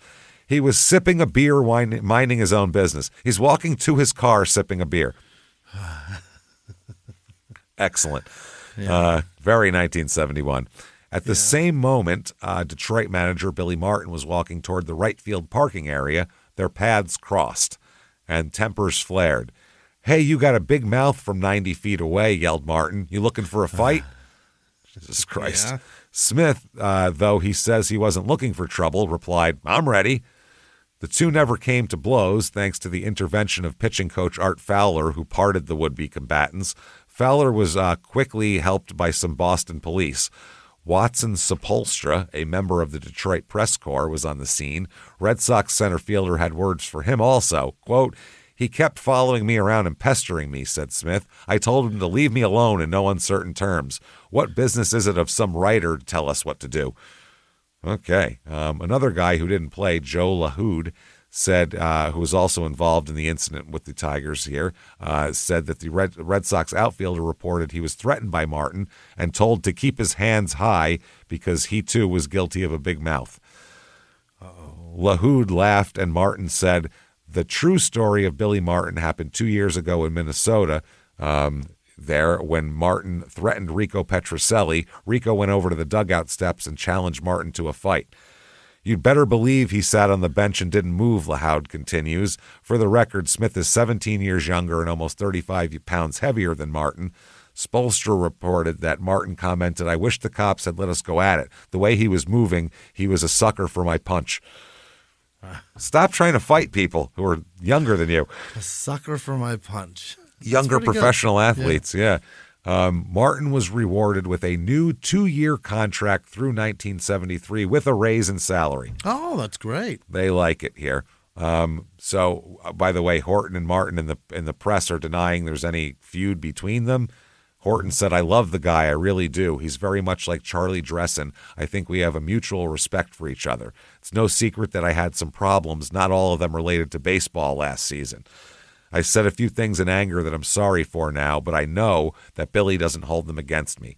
Things should be a lot different this year. I've taken off at least 15 pounds, and I'm in a good frame of mind, and honestly believe we can make a run for the pennant. Nice. So, yeah, and we know they did make up because he hired him later. Okay, March 30th, 1972. Jim Brewer, by the way, remember him? He's the guy whose face he broke or allegedly broke. Pitching for the Dodgers here, they say is not a person you would invite to the same party as Billy Martin. No, they don't like each other. Yeah. Martin says, you spell that name F-I-N-K. Fink. Like rat. Yeah. What he doesn't know is that one of these days I'm going to trade for him before he gets out of baseball, and I'm going to take care of him once I get him over on my club. I'm going to trade for him so I can beat the shit out of him. I can hold him still. I'm going to trade in a punching dummy. What the fuck? Won't that be something? I can't wait for him to hear that Billy Martin just made a trade for him. Yeah, he'll shit his pants probably here. So this is how this goes. Now, they're talking about how Martin's authority, they're going back to the Dave Boswell incident, which was the fight that he beat the shit out of those people outside of here. Martin said, what I really ought to do is stage a match between Boswell and that Fink Brewer. Let them push each other around for a while, then I'll take on the winner. Jesus Christ. He said, listen, fellows, I don't want you to get the impression I'm just some kind of rowdy bum. I was always fresh, I guess. Brash may be a better word, but I was never a vile bum. Casey Stengel and Charlie Dressen molded me the way I was. He said, I'm not kidding. Baseball's going to get a real black eye someday because they'll use the precedent of the Billy Martin, Jim Fink case. Everybody ought to do something about it. Saying, people fight on the field, that goes on the field. Shut up about it. 1972 Detroit Tigers, 86-70, first in the AL East. That's wonderful. Win their goddamn division here. They go on to lose in the ALCS to the Oakland A's. It goes all 5 games, though, and it's the A's were they were an overwhelming force in those times. Nobody could beat them. They were nasty. So pretty impressive for Billy. He's very happy. And they were number 1 in attendance in the entire fucking American League also, which is really all the goddamn team's concerned about. They're winning and they have high attendance. This is great. Everybody's happy. So they said that in spring training, he was nice and relaxed. His Tigers were a favorite, and he liked it. The season started late due to a players' strike, and missed games were not made up, which left teams playing an unequal number of games. Not everybody played the same amount of games, which is interesting. 86-70 is not 162. No, that's what is by any fucking stretch of the imagination. That's 156. Yeah. So there's less games now. So that's how this goes. Once play started, Billy was himself. He would berate everybody and yell at people from the dugout. He got ejected in the second game of the season. Oh, boy. There you go, obviously. April 19th, 1972, Billy scoffs at Earl Weaver feud. Okay. What does that mean? He's saying that's not a feud. It's not a feud. He says, well, I come to Baltimore, and right off the bat, I read where I'm cocky, and that I said I'd punch Earl Weaver in the nose, is what he said. Yeah. He said, cocky, let them prove I'm wrong. I think I've got a pretty good ball club capable of winning the pennant. Hit Weaver in the nose? He said, why would I want to punch Earl Weaver in the nose? He said, let me give you my opinion on Weaver. Earl's a great manager. His record proves it. And it's also my opinion that he should have been voted manager of the year a couple times. The guy who knocked me and what job he did, didn't he? The guy who knocked me and what a job he did, didn't he, said I never won a pennant. He said, well, the year I managed Minnesota to the Western Division Championship, the Orioles didn't beat us that easily in the championship series. If you recall, 2 of the 3 games went into extra innings, 12 and 11. Mm-hmm. Powell hit a home run with 2 out in the 9th to tie one of them. So, he said also, tell the writer who hit me so much that he's invited to come over to my house and see the World Series rings and pictures. Tell him if he's nice, I'll let him touch DiMaggio's shoes and gloves. And if he's real nice, I'll let him touch my glove and bat. Yeah. Okay. Now, the players' strike interrupted some of the season for about a week. So teams played anywhere from 154 to 156 games, depending. Yeah. The Tigers' second game of the revised season brought them to Baltimore, and the tone of the nearly season-long competition between the teams was established from the first pitch. Earl Weaver immediately started getting on home plate umpire Dave Phillips because he thought he wasn't calling enough strikes for Orioles starter Jim Palmer. Unwilling to let his opponent get the advantage, Billy started yelling across the diamond at Weaver. Shut up, you little midget, Billy shouted. Jesus Christ. He said, Weaver retorted, I will if you tell the guy behind the plate to do his job and call that pitch at the knees a strike. Yeah. When Palmer's next pitch was called a strike, Billy yelled at the umpire. So every pitch he's going to get yelled at by somebody. Don't let him call the game for you, he yelled at the umpire. Mind your own business, Billy, Weaver countered. This is during the game from dugout to dugout. Across the field. And this was the first inning. If I'm the ump, I'm like, I'm going to kick you both the fuck out right now. I'm not going to hear this all day. I don't care. I hate you both. Wow. By the 4th inning, Phillips had his fill of the dugout repartee. He called both managers to home plate and insisted he would eject the next manager who said a fucking word about balls or strikes. Wow. Shut up and let me call the rest of the game. Billy lasted until the 6th inning, then he was gone, thrown out by Phillips. Billy's first ejection in 100 games with the Tigers. Weaver smiled and waved goodbye as Billy exited. Afterward, Billy was heading to the Tigers bus, walking across a darkened parking lot outside Baltimore's Memorial Stadium, when a fan accosted him. Oh, what are you? As late as the early 80s, visiting teams sometimes had to wade through fans to get to a team bus. Security was often lax or non-existent. The approaching fans said, "You better win tomorrow." "Take a hike," Billy answered. "I'm not kidding around," the fans said. Jack Sears, a 25-year-old supermarket employee and former resident of Pontiac, Michigan. "Go fuck yourself," Billy said. Sears replied with a "fuck you" and a shove to the shoulder.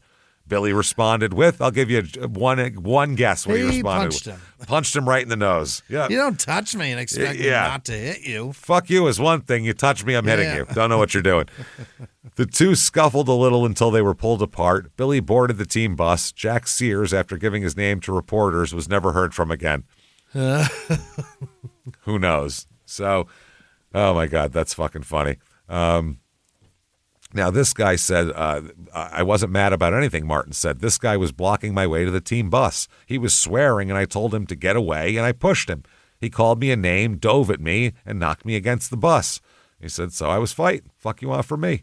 Yeah. That's it.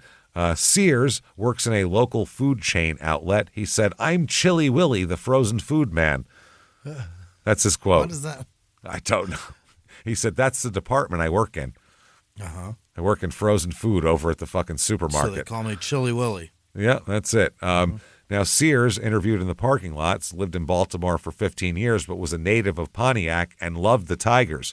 His girlfriend said, that's all he talks about. If it wasn't for the Tigers, I wouldn't have this ring, he said. She said. I guess he's proposed. Then also, Sears said that just before the tussle, he'd shaken hands with Al Kaline because he was his idol. Oh. So he was a supporter of Billy's. Right. And turned ugly, though. Still got punched in the face. Yeah, that's what happened. Hey, there you go. Take that souvenir home with you. So he says, Billy says he manages his own way, but he learned some of the ways of from other managers. He says, things have changed. It's harder to manage. The players are a different breed. He said, when I got benched, I didn't say anything. The modern boy does. Yeah. Young guy. He said he wants to know why. I like that. It's important to communicate. It eliminates the generation gap and stops little things before they can grow. He said he learned psychology from Casey, which is what buttons to push with certain guys, how to be a leader, how to get them going. He said from Joe Gordon, he learned what not to do. There you go. He always hated that guy. 1972, they talk about the Hall of Fame, and he said, when do you think you'll make it? He said, I can make it anytime I want. All I have to do is donate the bat I have to Cooperstown. It's the last one Joe DiMaggio used in his career, and it will say donated by Billy Martin. That's how I'll make it. That's pretty fucking name cool. In there any way I want. DiMaggio must have really fucking liked him. He gave him his last bat he ever used. Yeah, and just giving him anything of his. Yeah, that's amazing. And his glove, he said, too. Yeah. That's pretty wild, so not bad. August 11th, 1972, Billy Martin feud with Earl Weaver may be a real thing, is a newspaper article. Gee, you think? Yeah. Yeah. They don't like each other? Yeah, wow, weird. He said, I'm not feuding with Weaver. I just don't think he should be allowed to say what umpires should work his ball games. If the league pick office lets him do it, then I should be able to pick my umpires too. Mm-hmm. That's all. He said, what the fuck? I'm just tired of his bitching. And he gets what he wants. Right. Yeah. He said, I've got enough trouble handling this club of mine without letting the league telling them how to assign umpires. Yeah. He said, evidently Weaver can do both. Maybe that's why he's in second place, he said. Oh. He's trying to worry about umpires too fucking much here. So, yeah, that's been going on forever. Now, this is about the A's. Quote, the swinging A's, as they came to be known, also had the most feared lineup and the best pitching staff in the American League. This is like Raleigh Fingers and those guys. This was a real good team. When they came to Detroit in the late summer to face the AL East leading Tigers, they took 2 of 3 games. 2 of the A's stars, Reggie Jackson and Bert Campaneris, were also drilled by Tigers pitchers in the series. Probably not an accident. Yeah. When the A's came back for another series in August, both benches emptied after some inside pitches from Detroit rookie Bill Slayback. Various players squared off, and Horton remained undefeated. Yeah, the boxer's going to kick everybody's ass. Decking Oakland's Mike Epstein with 1 punch. August 23rd, 1972, the pennant race is heating up, and Billy is ready for it, man. Billy also, the Oakland outfielder and Tigers. Oh, that's right, because there was a problem when they're talking about the bench clearing brawl with the Tigers or with the A's that we were talking about there. They said the Oakland outfielder and Tiger manager Billy Martin. Said that. This newspaper article is so faded it's hard to see. The Oakland outfielder said Tiger manager Billy Martin was the culprit. This guy said, I never fight in my life. I heard Martin tell the catcher to have the pitcher knock me down. If he tries to hit me, what do? I've got to protect myself. And Billy said, if he was mad, why didn't he fight me? I had him backed up against the wall, and he said, no, he wouldn't fight. Why not? He figured he'd get beat. That's why. All right. That is fucking fun there. Here we go. There were whispers of discord that swept through the team. Mostly on the road. Billy was drunk in front of the plane, or Billy almost got in a fight in the hotel lobby bar. The Tigers front office heard the rumblings. There was added tension in this team because Billy essentially had only 3 regular starters, Rodriguez, Brinkman, and Kaline, when he was healthy. Everyone else was caught in a revolving platoon system that Billy felt was necessary to squeeze every last run out of a sputtering batting lineup. That's one thing Billy does to piss players off, is fucks with the lineup a lot. Oh. Pulls people, moves people. Moves platoons people who think they should be starting every day, and they're like, I got to get in a rhythm. And he's like, no, that guy against this pitcher's a better matchup. You sit on the bench. And that pisses guys off if they don't totally trust him. You know what I mean? So some players in the Tigers dugout were simply tired of Billy's incessant pressuring tactics, even if they kept their mouths shut or they kept their distance. The veteran core of the lineup continued to play hard, happy at least that Billy had them chasing the division title. In that sense, not much had changed in 20 years of baseball.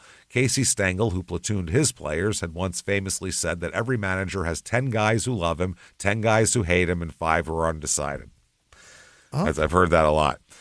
The key for the manager, Stengel said, was to keep the 5 who are on the fence about you away from the 10 who hate you, which is why Casey's fucking hilarious. Yeah, that's why he's so funny.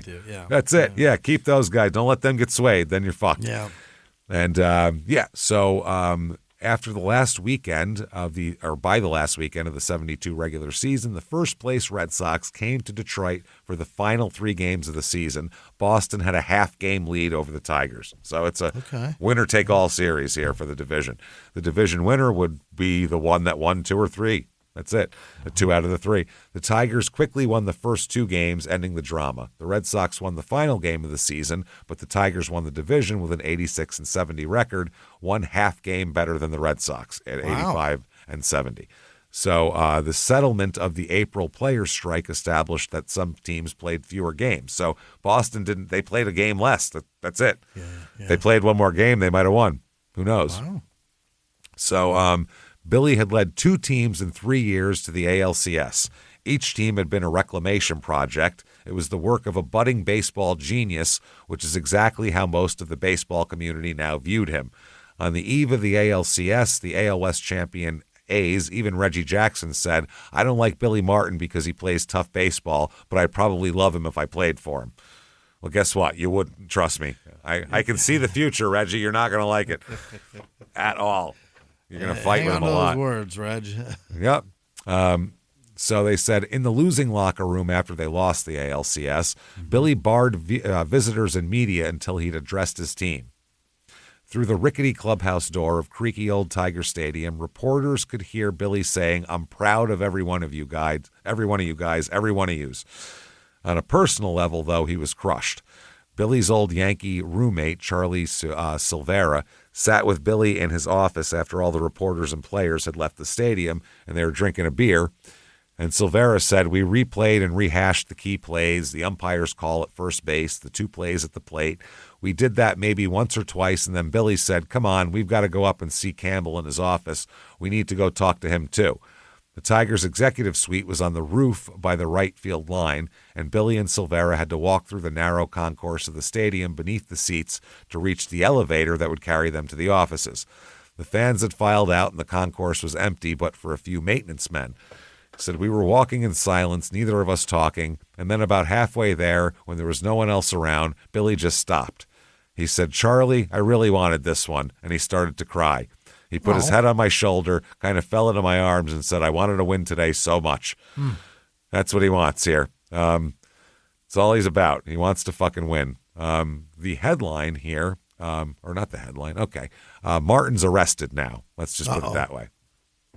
Billy's arrested. For what? It said, that's all the headline said. The story underneath it went on to say, this is from a newspaper article from the United UPI. He said the story beneath it went on to say the Detroit Tigers and a Detroit manager and one of the Tigers' minor leaguers, Ike Blessett, were arrested the other night outside a Lakeland, Florida, quote, bistro after a loud argument. The police say both were charged with profanity. Oh. Most people who read the story had the same reaction. Oh, Billy was in a fight again. Yeah. The fact is he wasn't. Actually, according to a witness, he prevented one from breaking out. Peacemaker Billy? What? They said Billy Martin was the peacemaker, and he wound up getting it in the end, the same place he usually gets it. Oh, that's not good. Isn't that generally the way, particularly in the perpetually hectic life of Billy Martin? Now, here's what really happened, they say.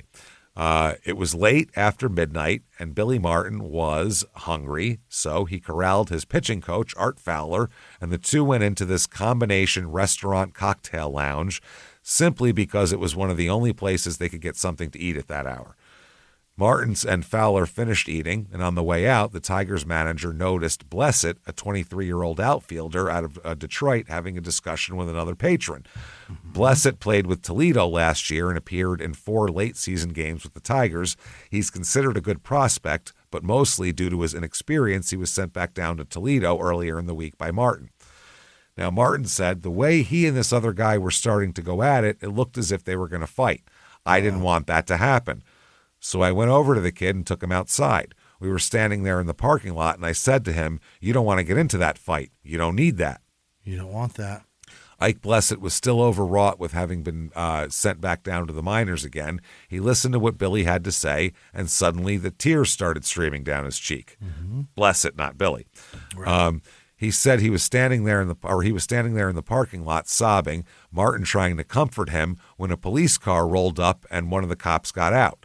He came over to where we were and said to Ike, okay, this is Billy saying this. He quote, you know what, let's give this in their own words. All right. I think that's Billy necessary. deserves it. Billy Yeah. deserves it in their own words, especially for this, because this is pretty fucking good. All right. In their own words, quote, he came over to where we were and he said to Ike, okay, black boy, you're arrested. And Martin said, says Martin, I said, he didn't do anything wrong. You're the cop. And the cop said, you're arrested too. That's all it was. He didn't do anything wrong. We'll all arrest you He too. just defended somebody. Martin's reaction was immediate. For what? For profanity, the policeman said, according to Martin. He never even gave us a chance to explain what we were talking about, said Martin. Martin posted a bond for both of them to get out. It came to $64 for both of them to get out, which is funny. The kid came over the next day to apologize to Billy for all the trouble he caused, and Billy said, not your fault, kid.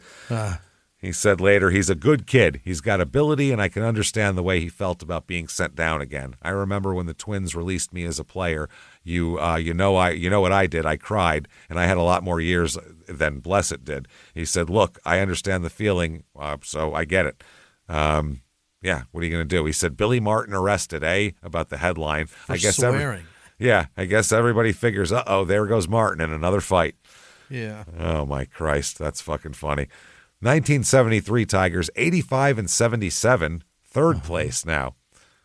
Again, Oakland's kind of a force at this point. He pissed off a lot of people this year. Pissed off a good amount of people here. He said, quote, this is fucking amazing. He said that the Brewers sucked, is what he's saying. He didn't like being there? No. He said the Brewers are shitty. He's talking about the Brewers. And he said, Del Crandall has 2 words for Billy Martin. Not the 2 words you're thinking either. If you've heard about what Billy Martin had to say about the pennant chances of Del Crandall's surprisingly quick-starting Milwaukee Brewers, Billy Martin sometimes has a way of saying the first thing that comes to his mind. Whether that's actually the case or not, the blunt, outspoken Detroit Tigers field boss has never hesitated a second, and he did it this time too. Basically, he was prodded about how he felt about the Brewers being ahead of the Tigers in the American League East. And he said, quote, "If the Brewers can win with this club, then I'm a Chinese aviator." Oh, boy. That's such an old-timey fucking, wow, that's fucking amazing. And so they told the Brewers manager that, and he said, well, he'll look funny in that leather helmet and goggles. Will he? Flying around up there. And he said, your sports writer teed me up, so I told him that just to shut him up, said Martin, as they were teasing each other there. Okay, so, yeah, Billy is causing trouble in Detroit, though. He's causing issues. He calls for an umpire change, too. During the game? No. He's calling the office, telling the league office what umps he wants to. We will not have this games. guy here. Yeah. He said the umpires cost us 3 games in our weekend series in New York and 2 others earlier in Anaheim. I wanted to say who I want umping, which he was just saying I'm not going to do what Earl Weaver does. Right. And tell them who to ump. So this is from the book. But if there were good vibes about the 1973 Tigers, and there were since they were near in first place in the AL East as late as mid-August, there was also an undercurrent of simmering rancor. Billy and Campbell feuded constantly, with Billy criticizing the team's scouting department in the press, a public display of the team's dirty laundry that incensed Campbell and the others in the Tigers organization. John Fetzer, the low-key owner who wanted his organization to have a defined and accepted chain of command, was disturbed by Billy's lack of professional protocol. In the past, Campbell would protect Billy, saying the end was worth the means. Increasingly exasperated, Campbell was no longer rushing to Billy's defense. There were other hiccups along the way. Billy showed up uncommonly late for the occasional game, striding into the park about an hour before first pitch. That's insane. Managers are there like 5 hours early. Yeah, they're there in the morning. That is wild. Without a batting order written out, the players did not know who was taking batting practice or who was at what position or for infield or outfield practice because he wouldn't have the shit filled out. He's probably hungover. Something all teams did before every game in the 1970s. Players and team executives also noticed that Billy seemed more impatient than ever with umpires and even with his coaches. In June, he missed a couple of games to fly home to West Berkeley to be with Jack Downey, who had suffered a heart attack. When he returned to the Tigers, players and coaches said Billy appeared gaunt and drained. They said Billy looked like he was getting kind of beat down. The more worried, the less he took care of himself. You could see it slowly happening. Billy lobbied strenuously for a couple of trades, only to be blocked by Campbell in the scouting department. Billy seethed anew. It was something less than one big happy Tigers family, but the team was winning. And in that case, almost everything else can be overlooked. Then in late August, the Tigers started losing, just as the Orioles started winning. So the Tigers fell 7.5 games out of first place. Not good. Not good at all. So here's something that he does that's fun. Okay, Billy Martin here. He had a game in Detroit against Cleveland on August 30th. The Indians' noted spitball pitcher, Gaylord Perry, was beating the Tigers 3-0 after 7 innings. Gaylord Perry is famous for doctoring the ball in every single way possible. He'll admit it openly. Oh, spitballs, shit, Vaseline, anything. He is who I think Harris in Major League is modeled after. But he did it his whole career. He was just a guy who's Vaseline, everywhere. Vagisil. Yeah, Vagisil. So Billy was livid with the umpires for not detecting Perry's illegal pitches. Truth be told, Billy was probably most incensed by the notion that someone besides him and Fowler was getting away with doctoring the baseball. Billy's reaction was to have 2 of his pitchers start loading the ball up with Vaseline. If he's doing it, you fucking do it. Yeah, we get to do it too. As Fowler taught them, it was easy. Put the Vaseline on the crotch part of your uniform, then put your hand down there before throwing a pitch. Just looks like you're adjusting your cup. Just fix your balls all the time. Yep. He said if the umpires came out to the mound to inspect the pitcher, it was presumed that no umpire in front of an entire stadium of fans would start pawing around in the player's crotch to investigate. Let me feel your cup. Is it over there? Yeah. Snugly against your taint or what? The Tigers still lost. After the game, to the astonishment of the Detroit writers, Billy announced, quote, "My pitchers were deliberately throwing spitballs the last 2 innings on orders from me. I did it to prove a point that it can be done without the umpires doing anything about it. They're making a mockery of the game by not stopping Perry." How about that? American League Joe Cronin suspended Billy immediately. Yeah, you have to, because he's Saying he did calling it on out purpose. specific names and saying you're not doing anything about that guy. We all know he's doing it. Yep, and also he said he just admitted he told his pitchers to doctor baseballs. to do it, That's that immediately. 3 days Competing later, against him. yeah, 3 days later, Jim Campbell called Billy to his rooftop office. God, that was hard to say, and told him he was fired. You're out. Shitcan. Yep. Yeah. He said, "Did I not make this team a winner?" Billy said, repeating himself from his Minnesota exit. But I won, though. Isn't that the bottom line? Right. Yeah. So Billy Martin, searching for a new job, September 2nd, 1973. Fired. 3 good seasons, shit canned already. Now, this is when he's biding his time, but this is when Texas had just moved from Washington to Texas. Okay. And they were looking for anything to put asses in seats. That book, Seasons in Hell, is all about the first 3 years of the Rangers in Texas. And they came from Washington? They were the Nationals? They were the Senators before that. Senators. Yeah, they were the Washington Senators, who were one of the worst teams in baseball forever. It was them and the Browns that were the worst teams. So they came out here, and they had Whitey Herzog as their manager, the future World Series winning with the Cardinals manager. And he was doing a good job, but the ownership heard they could maybe get Billy Martin. So the whole thing got real fucking weird real quick. And Whitey Herzog got fucked over worse than anybody. He got this terrible roster there. No way of winning with this roster. Did the best he could, but he wasn't Billy Martin, so he's going to get fired, period. He never had a chance.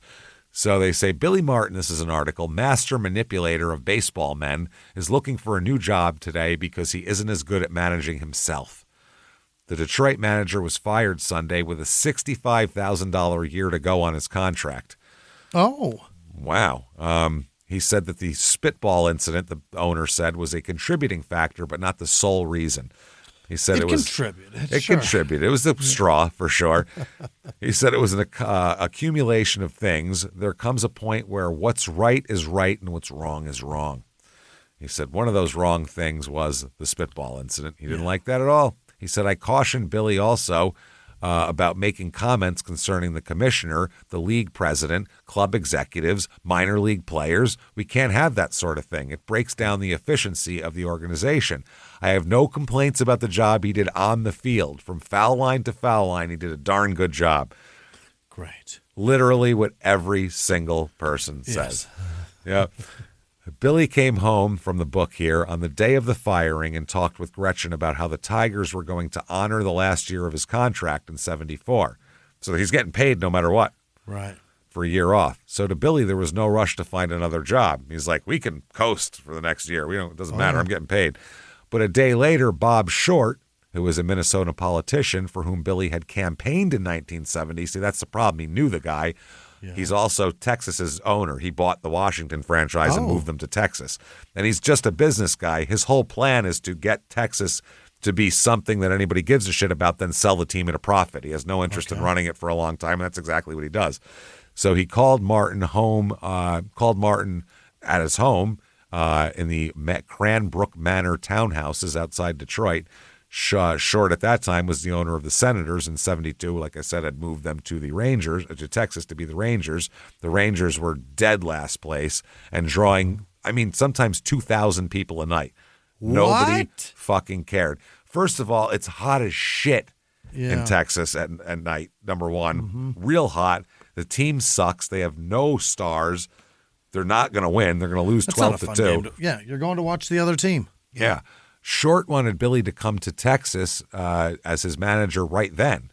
Short said he would fire Whitey Herzog, and Billy wanted to rest, though. Short said he was offering a contract through 1975 worth $65,000 a year, plus the use of a new house and a new car.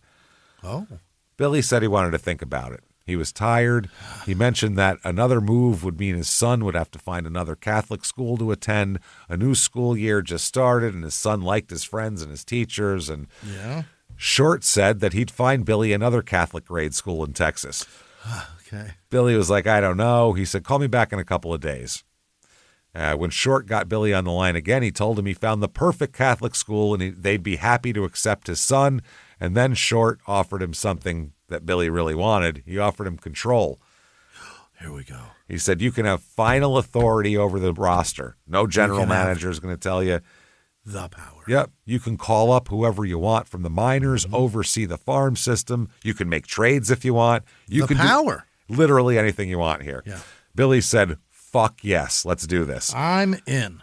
So it was September 8th, which is 6 days after the Tigers fired him. This is crazy. He got fired while the season was still going. Right. Then Texas fired their manager, who was fine at that point, and hired him for like the last week of the season. It's the weirdest thing I've ever seen. So they said Billy would be managing his third team in 5 years, and this time he'd be his own general manager too. Yeah. When Texas writers asked him what he could do with a team that had already lost 91 of its 140 games in 73, they were terrible. Yeah. That book is hilarious. That season already lost 91 games. Oh, it's so funny. They just talk about their ineptitude, and it's hilarious. Billy replied, I've been fired twice. I'm a 2-time loser. I know losing, but I also know winning, and I know how to get from one to another. I know how to do that. So Billy there's an article here, Short picks Billy Martin, blah, blah, blah. Short said he had talked to Martin, talked him out of waiting until next season to take over. He said, Billy is the most exciting and best manager in baseball. The main thing is just to sell a ticket. This Bob Short is very short-sighted when it comes to selling tickets. He just wants to sell tickets. That's why he's like, I can make a couple of bucks in the last 2 weeks of the season if I just fire this guy and hire Billy. There's a guy named David Clyde. If you look him up, David Clyde is he should have one of the bigger grievances with baseball of anybody of all time, this poor kid. Oh. He was 17 years old, 18 years old, and a phenom high school pitcher in Texas, right? Nice. Yeah. So the Rangers drafted him number 1 overall, which is fine. Yeah. But they brought him directly to the major leagues from high school. Oh. Because he was a big deal in Texas and would sell some tickets. So to get just to put asses in seats. Yep. They destroyed this guy's career. Yeah. And Billy hated him. He's like, why is this kid up here once he took over? He goes, this fucking kid, he's not a major league pitcher yet, and ruined his confidence. And they destroyed this kid who was never the same. He had a couple of phenomenal outings, and then he kind of went to shit after that because they just wanted to sell tickets for a minute. They ruined his whole career and destroyed everything. It's kind of shitty, honestly. His life is over. He fucked him over good. So Short said, this spells at this date the success of the franchise. If I could have anybody I wanted to manage this team, it would be Billy Martin. Martin said, I'm not going to make any great promises. I want to see how much pride this team has, and I'll be trying to win for the rest of the season. Okay. Now, Short said that when he announced that Whitey Herzog was fired, he had not yet convinced Martin to take the job.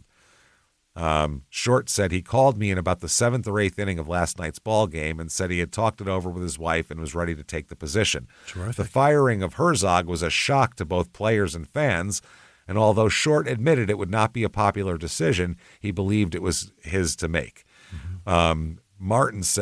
Short said, if my mother was managing the Rangers and I had the opportunity to hire Billy Martin, I'd fire my mother. Bye, he doesn't care.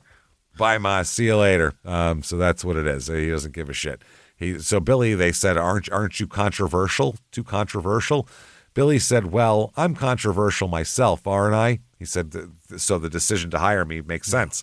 He said, I've always made this statement. Adolf Hitler and Benito Mussolini could play for me if they had talent. What matters is the ability they have and not what comes out of their mouth. That's what a manager is to handle people. Well, if they could play ball, that might have been excellent. They might not have gone the way they went. So maybe that would be good.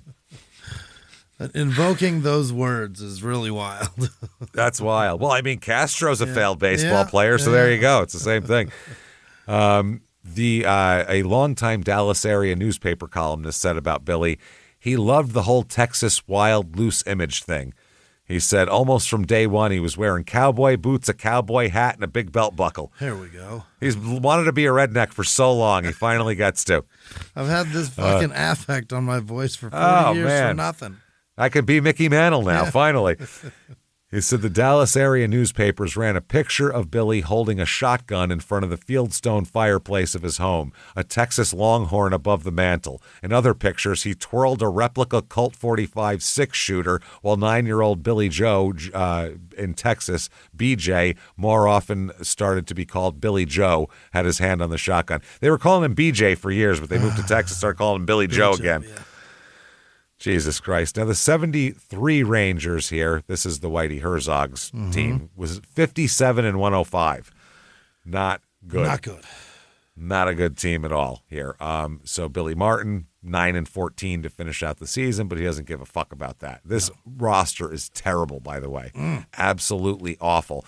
The only thing of any real note here is Charlie Hudson is a left-handed knuckleball pitcher, which how many of those have you ever seen in your life? Not many, no. Answer's fucking zero. Is it? He's a left-handed knuckleball pitcher Yeah. who shot himself in the fucking pitching hand in the middle of the season Idiot. while would you- cleaning his gun. Ever touch a pistol? Shot a fucking, what an idiot. There's that, and Tom Grieve is Ben Grieve's dad and a future general manager. Jim Fragosi's on this team, who managed the Phillies for a long time. And who else? Jeff Burrows was a good player later on. Oh, and Jim Bibby is Mike Bibby's uncle. Is it really? Yes, he's Mike Bibby's uncle. Mike Bibby's dad played in the Henry's NBA. Exactly, and Jim played for them, and he had a mean fastball, and from everything the book said, the biggest dick in the major leagues. Probably. Literally. No, just not literally. He based said on- it was a known Had fact. one? Like, yes, had the biggest dick in the major leagues. They It was said, an enormous hog. in that Seasons in Hell book, he talks about if Bob Short could have charged admission to see his dick, he would have, because he said it was Really? impressive. Yeah, everyone talked about it. How about that? Yeah, about how gigantic his cock was. So there's that. Billy Martin, in the March of '74, he predicts a surprise season from the Rangers. It's going to happen. All right. It's all going to happen here. He's ready to go. He says he can do it. He said with Billy, and Jeff Burrows says, with Billy Martin, winning is everything. I think if our pitching holds up, we'll surprise an awful lot of people because he's going to make everything better and milk everything he possibly can out of every player, which sounds horrible. It does. He's going to milk us? Not the fellas. I don't think so. Yeah, that is no good here. Billy says that it's going to be the great turnaround of '74. Now, March 10th, 1974, this is in spring training of his first year. Yeah. Apparently, he's almost the Yankee manager. Oh. This is from the Daily News in New York. If things had been different, if Mike Burke had still been running the Yankees with complete authority, if he had his way, Billy Martin would be sitting in the manager's chair. It was a master plan of Burke to replace Houck with Martin, who would give the club the pizzazz and a pennant. Martin would have had Whitey Ford as his pitching coach. He would have asked Mickey Mantle to coach too, and Mickey might have done it for his old buddy. He said, I'd have worked for him. Martin said. Yeah, I think I'd have worked for Mike Burke. It would have been a great thrill managing the team I used to play for, but I never had it in my mind that I wanted to be a manager for the Yankees. It wasn't my great dream. Meanwhile, it is. Later on, he says that. Yeah, he said, a New York guy from Berkeley, California is what I am. I love New York. Anybody's got to love it for the restaurants alone. So there you go. Now, in the first few months, everything's going fine in Texas. This is before the season actually starts. Oh.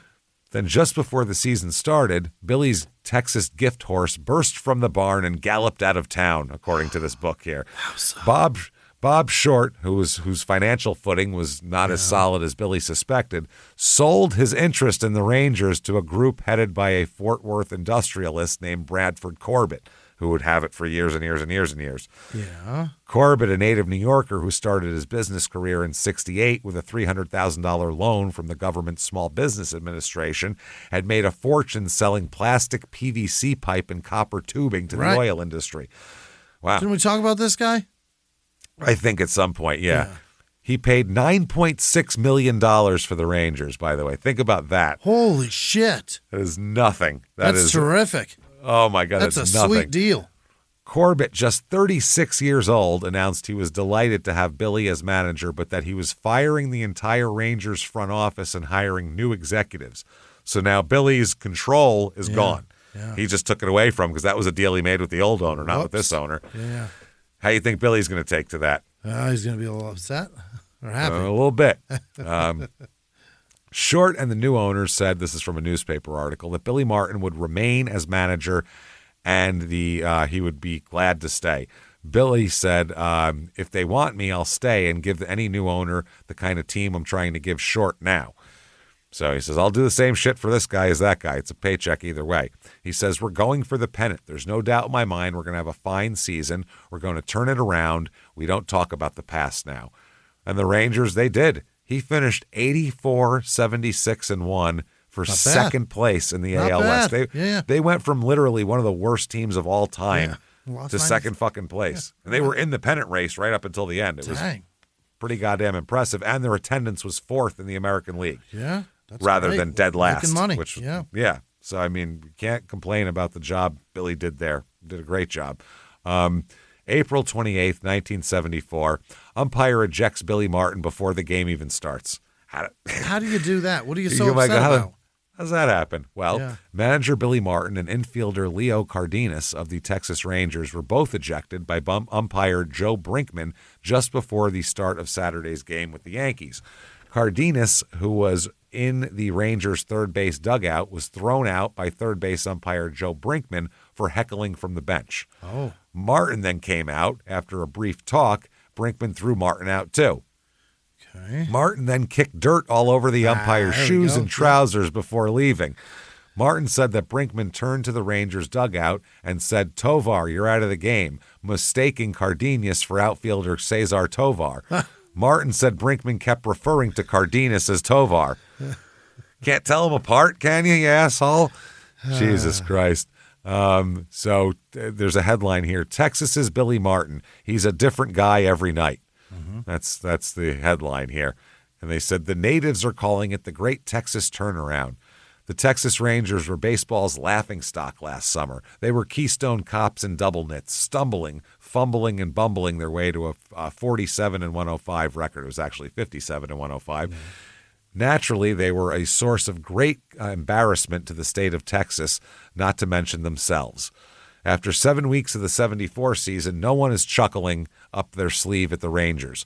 With new ownership, new manager, and a few new faces on the field, the Rangers have created an enthusiasm in the Dallas-Fort Worth area. Attendance is up more than 100,000, and the talk along the avenues and the taverns is about the Rangers having a chance and not the Dallas Cowboys.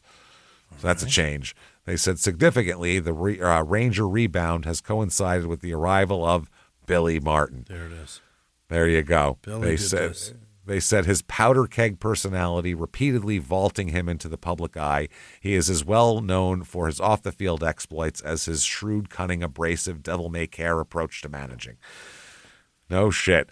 This is, who the hell's talking here? Can't see who this is. Who is this? Bert Hawkins. Oh, Bert. Who's a board member of the Rangers front office, who doubles as the team's traveling secretary, said Billy Martin has a tough kid on the block swagger. Martin, the manager, is akin to Martin, the player. Guts and a hard loser all the way. He can be charming. He can be cantankerous. He has a flair, and he can flare it up. Part of the Martin mystique is creating an atmosphere which the athlete finds losing super painful.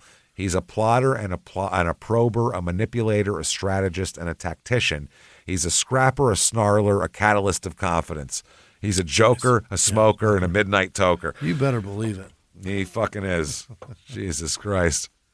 So, they're talking about all this shit. Martin hates to lose. Let's read from the book here. Losing was another story. Everyone who played for Billy had at least one story of how hard Billy took a loss. Billy always said he never wanted to be a good loser, and he never was. I remember after one loss, I came into the clubhouse, and on the way to my locker, I reached out and grabbed one potato chip from the meal spread. This is Tom Grieve. As fate would have it, Billy was a few steps behind me, and he went nuts, screaming, "How can you eat, goddammit, you fucking losers?" Oh, man. The players from Minnesota and Detroit could have predicted what happened next. Food was flying around the room. Of course. Grieve said, "It sounds funny now, all that for one potato chip." He said, "But the next day, Billy came to me and said, 'Hey, look, don't make anything of it because I don't. You just happen to be the one who touched the food, and that message was for everyone.'" He's like, "I was just waiting for anyone to do it." Anybody, the first person to eat, I was going to unload. Yep, he said, "And let me tell you, the guys didn't want to lose after that game anymore." So it was 1974 that Billy's arguing with umpires became that's when it really was performance art, the book says. And it's true. This is when he really started taking it up, and the fans were like, "Oh, shit, here comes Billy." And that was more exciting than a home run. Yeah. You were hoping the team won, there was some home runs, and hopefully Billy came out and got thrown out, because that's the real fun. They said there was no Wild West without outlaws, and they're often beloved. Billy's confrontations with umpires, the sheriffs of baseball, came to be expected at Arlington Stadium, and the fans arrived eager to cheer on their rabble-rousing manager. No baseball fans seemed to enjoy watching Billy go after the umpires, kicking dirt, throwing his hat, or flinging bats from the dugout as much as Texas fans did. Egged on and adept at playing to the crowd, Billy took things to new levels. He was thrown out of both games of one doubleheader. Wow. Twice he was ejected before the game even began. Yeah? Wow. Jim Evans, an American League umpire, said it was to fire up the crowd, and he always wanted the players to know he was fighting for them. Then maybe they would fight as hard as he was fighting. Crowds urged him on. He had a terrible temper, but that was just Billy. I never minded working his games. It was a challenge, though. He said, besides, off the field, he was such a charmer. We'd see him and he'd come over to the umpires and make jokes. He'd always want to buy everyone a drink. On the field, things were different. Billy had essentially three kinds of arguments. He knew the rules pretty well, so one argument would be a rational discussion about the rules, and you almost enjoyed that. Yeah. The second argument was all about trying to get the next call. Once I had two bang-bang plays at first base, and I called his guys out both times. Billy charges on the field and says, I don't know if these two guys are out or safe, but I better get the third call. Next guy's fucking safe, right? This one is in, yeah, right. Yeah. And the Anything last close argument is for me now. Now I get that, right? Yeah. Yes, I do. And the last argument was just crazy. He would snap from the losing or the pressure or whatever. He'd come out and not even be making sense. I'd try not to throw him out because that was almost too easy. I'd wait to see what kind of crazy thing he would do. Sure. But that happened too often. He usually had a point when he came out there. Sometimes he just lost his mind. Yeah. Evans noticed that Billy had other strategies when it came to umpires. In Texas, Billy would have Sundberg signal him in the dugout when a pitch close to the strike zone was called a ball. That would be Billy's cue to yell, hey, come on, Jim, that's a strike. It wasn't a strike, but since he knew it was close and he wanted to put the seed of doubt in the umpire's head so maybe he could get the next close call. Yeah. It was all very calculated. Evans has been retired nearly 15 years and spends much of his time at umpiring camps and speaking engagements, and he said the number one person people ask me about is Billy Martin. He was unforgettable, a little off his rocker, but unforgettable. That's our guy. Yeah. Now, we covered 10-cent beer night on a Patreon episode, so we'll do a little bit around that here. But this is from May 30th, 1974. Billy Martin decked twice is the headline. You got punched twice? Yeah. Texas Rangers manager Billy Martin isn't looking forward to 10-cent beer night and bat night in Cleveland next week. Not after Wednesday night's base brawl, in which he was decked twice during an eighth-inning free-swinging flurry as Texas downed the Indians 3-0 on Jackie Brown's three-hitter. Not Pam Grier either. They all made, they'll all be mad at me in Cleveland, and that's for sure, Martin said. I'm not exactly looking forward to it. And that's before the whole mess there, which he knew it was happening. So the Indian first baseman John Ellis tackled Randall, and both benches traded punches during the first fight. Martin was down twice in a wrestling match with Buddy Bell of the Indians. Steve Folcott and Ferguson Jenkins of the Rangers brought Cleveland manager Ken Aspromonte. Aspromonte? I think it's sure. Aspromonte. Sounds sure. Yeah.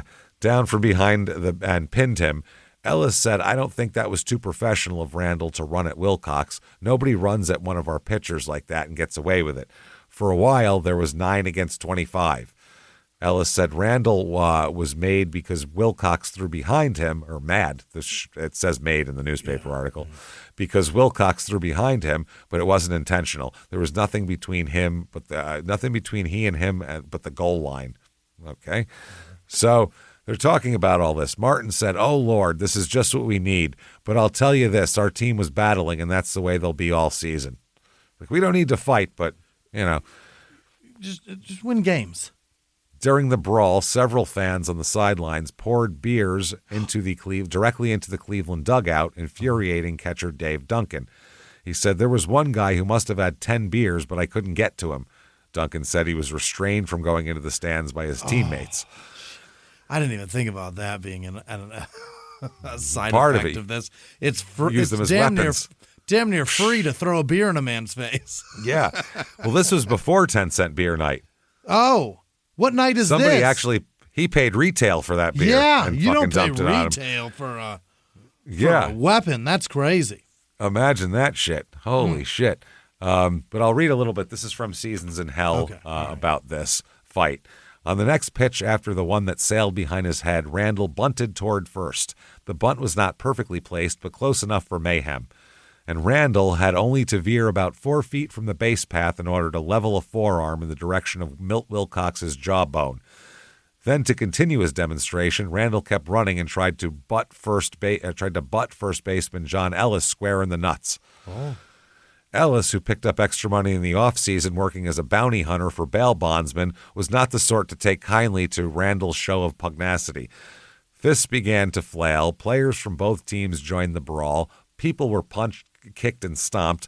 Unlike the fights that happened in pro football and ice hockey, players can actually get hurt in some of these baseball uprisings because they're not encumbered by helmets, face masks, and or skates. Sure. In particular, this particular fracas, nobody became disabled, but some of the Rangers fans decided this should be an audience participation program and were slinging cups of beer onto the visiting players. One bearded guy in cut-off Levi's and a tank top emblazoned with the printed slogan, "Eat More Possum," and wearing sandals, had climbed atop the Indians' dugout and issued a direct challenge to Dave Duncan to join him there for a rumble just before being hauled off by stadium cops. That's fucking hilarious. Come on up here and fight a man in a shirt that says "Eat More Possum." Eat more possum. Afterward, Duncan said the man on the dugout, quote, "looked like Ben-Hur, and for a minute I thought I was going to have to fight him." He said, Toby Harris said, "Our fans are getting more and more like the ones in Venezuela," because all he had talked about beforehand that they would have live snakes and fire guns into the air when you did something they liked, which is fucking amazing. And then you have 10-cent beer night, which is a fucking riot. And, that was just a goddamn mess, 10-cent beer night. We did a great fucking Patreon on that amazing. Whole thing. Yeah, to go into it. It would just be an exact repeat of that. But and they say from the book, in 1974, Billy did not have too many arguments with the Rangers management, and most of the rest of the season was without incident, except for June 3rd in Cleveland when the downtrodden Indians hosted the 10-cent beer night. So that's that night there. There were streakers. Fans surrounded Jeff Burroughs in left field. They stole his cap and glove and were pulling on his shirt. They started mugging him out there. Yeah. That's when it became a fucking mess and a disaster. Billy was thrilled. He said he loved it. Really? Loved it. He said his players were together. They fought as a team. He said he likes that. That's a great point. It brings a tear to your eye to see him with the common goal for once. Yeah, it's nice. Yeah. He said, this is from Seasons in Hell, when the game reached the bottom of the ninth inning, the temperament of the crowd became strikingly that of Billy Martin when he reached his hour of belligerence in the cocktail lounge. What had been a largely congenial gathering turned combative. Woodstock had become Kent State. Rangers outfielders were under missile attack now, bombarded with bottles, rocks, golf balls, and other debris. Someone ran onto the field and attempted to snatch Jeff Burroughs' glove. Burroughs responded, first shoving the intruder, then chasing him back over the right field wall. And now people poured onto the field like ants. From the Rangers dugout along the third baseline, players surged with the Yahoo elan of the old 3rd Cavalry, racing out to rescue Jeff Burrows armed with baseball bats instead of sabers. Cleveland players were on the field, too, fighting off their own fans. Nestor Chilak, the chief umpire, trotted into the Indians' dugout and placed an urgent call to the public address announcer, who informed the crowd that the ball game was over, forfeited to the Rangers. At this point, they presumably ceased the sales of dime beer as well. This Mike Shropshire, who wrote this, said, "For my safe haven in the press box, I was delighted by the entire spectacle. Since my dispatch to the newspaper back in Texas would offer something out of the ordinary, and I figured the players' post-game quotes might not be as cliched as usual." Sure. Who brings golf balls to a baseball game? That's to throw out, I guess, to throw it because he knew that it was beef. Yeah.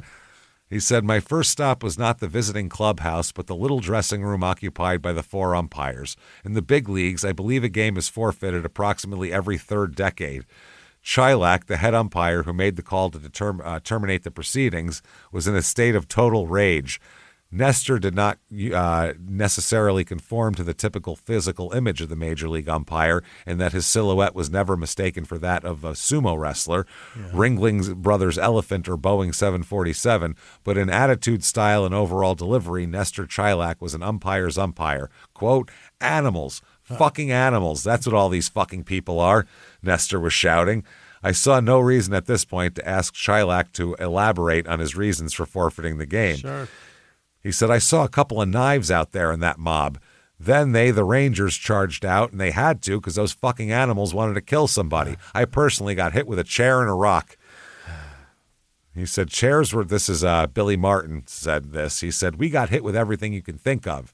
Chairs were flying down out of an upper deck. Cleveland players were fighting their own fans. First, they were protecting the Rangers. Then they were fighting to protect themselves. Yeah. Somebody hit Tom Hilgendorf, Indians pitcher, with a chair and cut his head open." Wow. Martin With offered a chair? With a chair. Yeah, they were throwing chairs onto the field. I thought they were bolted. Not all of them. A chair? Not all of them. Well, there's like the they get those wheelchair foldable accessible ones, and things. There's all sorts of different. Even back then, they had those. Yeah, foldable ones. Martin offered special exoneration for 2 Cleveland players. One was Dave Duncan, the catcher who'd been so involved in the saloon brawl that happened in Arlington the week before, and the other was Rusty Torres, an outfielder. Yeah. He said they tried to reason with the fans and then laid a couple out when they wouldn't listen. That's good. Hey, listen, calm down. No? Yeah. Okay. Fuck you. Jeff Burrows said it started in the 3rd inning. One guy came out of the stands, then 2 or 3, then they came by the dozens, mostly between innings. They were friendly at first, yelling and having a good time. Then it got mean. How mean? Yeah, then it got mean. They go on to the Cleveland manager, Aspromonte, said what happened in Arlington last week was part of baseball. This was a riot. This is what happens in our country when people are angry and ready to fight at the drop of a coin. We complained in Arlington when people threw beer on us and taunted on us, but look at our people. They were even worse. Mm-hmm. Yeah, that's a good way to fucking put it. Certainly. So Jeff Burrows asked the reporter, "Hey, do the stats count in a forfeit?" He said, I hope not. I went 0 for 4. He said, "But the marijuana smoke was so thick out there in right field, I think I was higher than the fans." That's why I went over 4. Yeah. Now, people were blaming Billy Martin for all this somehow. This is what I mean. When you're Billy Martin, you'll get blamed for anything. You get shrapnel blame on everything. Yeah. I mean, if he's managing a team when the Challenger exploded, he's getting blamed for that shit. Yeah. Like, it just happens. So that's who's getting blamed. They want a full report on the whole thing. Wow, this is Bonda. This is who is this guy? The Indians vice president said he would protest the forfeit. He said it's Billy Martin's fault. Oh? That's what he said. He said he received a full report on what happened in the 9th. He said it wasn't the beer night promotion. It wasn't our fault. No. It wasn't that we got our fans shit-faced on 10 beers for $1. That's not it. He said, our fans were excited and really keyed up after that business in Arlington the week before. At some point, Billy Martin started throwing gravel and shooting our fans the finger. And when he let his men out of the dugout, that's when matters got out of hand. That's bullshit. Okay. Huge. That is literally... They started this, right? The fans started this shit because they were hammered. they were hammered and that they were fighting on the field. The Indians were fighting their own fans. Right. It's fucking ridiculous. So Billy Martin says, fuck that guy then. Yeah. He said they should do what the president didn't do, meaning Nixon at the time. He said they should do what the president didn't do. Just come out and admit they made some mistakes, and he'll do everything to try to prevent it from happening again. That's it. Just say that. Don't fucking blame it on me. Yeah. He said everything that Bonda guy said is fucking ridiculous, is what he said. So there you go. All right. Now let's stop there on Billy Martin, because it's going to get real crazy from here. He's about to get suspended for some weird shit, and then really his whole thing is going to unravel and turn into he's a maniac after this. Yeah, he's going to have a lot of jobs and shit, mostly with the Yankees, but it's going to be a lot of unraveling, man. Terrific. Billy doesn't like aging, and he likes drinking a lot more, so... Who likes that shit? That sounds terrible. He makes him drink more, so we will get into that next time here. We'll start out in July of 1974, and that'll be that. So if you like this show, please get on whatever app you're on, and please tell the world about it. Tell everybody that you like the show, and they should listen to it as well. Also, you should definitely follow us on social media at Crime and Sports. Definitely head over to shutupandgivememurder.com. Get all your merchandise. Get tickets for the virtual Halloween live show for Small Town Murder. Just like a regular live show, you can watch it anywhere on the planet that has internet. From the comfort of your own home, wherever you want to watch it. We're going to have this just like a regular live show, except we have costumes on, and we're going to make jackasses out of ourselves. Complete idiots. It'll be great. Yeah, we got a cool-looking set and everything, so check all that out. It's a lot of fun. We're very excited for that. That's shutupandgivememurder.com. It's October 30th, and you can watch it for 2 weeks after that. Do whatever you want with it for 2 weeks. So it's a lot of fun. We're very excited. Check that out. Get yourself Patreon. Do yourself a favor. Yeah. Hey, everybody, this isn't for us. It's for you. Right. It's not that we want you to give us money. This is helping yourself. We just want to help you. Anybody the best deal in fucking Patreon history. It is. Patreon.com/crimeinsports. Anybody $5 a month or above, you get hundreds and hundreds of back episodes you've never heard before of bonus stuff immediately upon subscription, good binging material. Then you get 2 new ones every other week, 1 Crime and Sports, 1 Small Town Murder. You take them all. Just take it, damn it. This week, what we're going to do, we're going to talk about the accusations of Deshaun Watson for Crime and Sports. And that's going to, that is a numerous, yes. And then for Small Town Murder, it is Internet Salad Time. All right. Back by popular demand. We haven't done it in a long time. And that's where we go over what's on the internet that day that we're recording and talk a bunch of shit about everything, anything not politics. We leave that out because you don't need to hear that shit from us. So, and that would take more than an hour to get into all that shit. So never mind. We just get into all that. We're going to talk about that comedy festival a little bit. I guess that's sort of political, but not really. We'll get into it. It's it should be pretty clear what's going on. So we'll get into all that. That is patreon.com/crimeinsports. And you get all 3 of our shows, Crime and Sports, Small Town Murder, and Your Stupid Opinions, all ad-free. Ad-free! With your Patreon as well. Ad-free, which is fantastic. And you get a shout-out at the end of the show, which is when? Right fucking now. Jimmie, hit me with the names of the most wonderful goddamn people on earth who make all of this possible right now and who are going to hear amazing bonus episodes. Hit me with them right now. This week's executive producers are Adrian and Jason, who just got engaged. I found out because Danae Pruner told me. She's a very nice Congrats, I guess. Enjoy your engagement. Gary Howard in Grayson, Kentucky. I guess you're not doing Instagram anymore. Gary. What did you say? I said good luck. Oh, yeah. That's not the best. Gary. Tim, Vranazan. Thank you, Tim. And then isn't that a rice brand? Vranazan, is it? I don't Vranazan. I don't know. It might be. Isn't it like a New Orleans rice thing? Perhaps. Oh, Zataran. Never mind. Zataran. Zatarans. Yeah, I remember the commercial. Okay, never mind. And then Pioneer Inc. or Pioneer. I don't know. They gave us a very nice thank you so much. And Exact Tax Solutions did it too.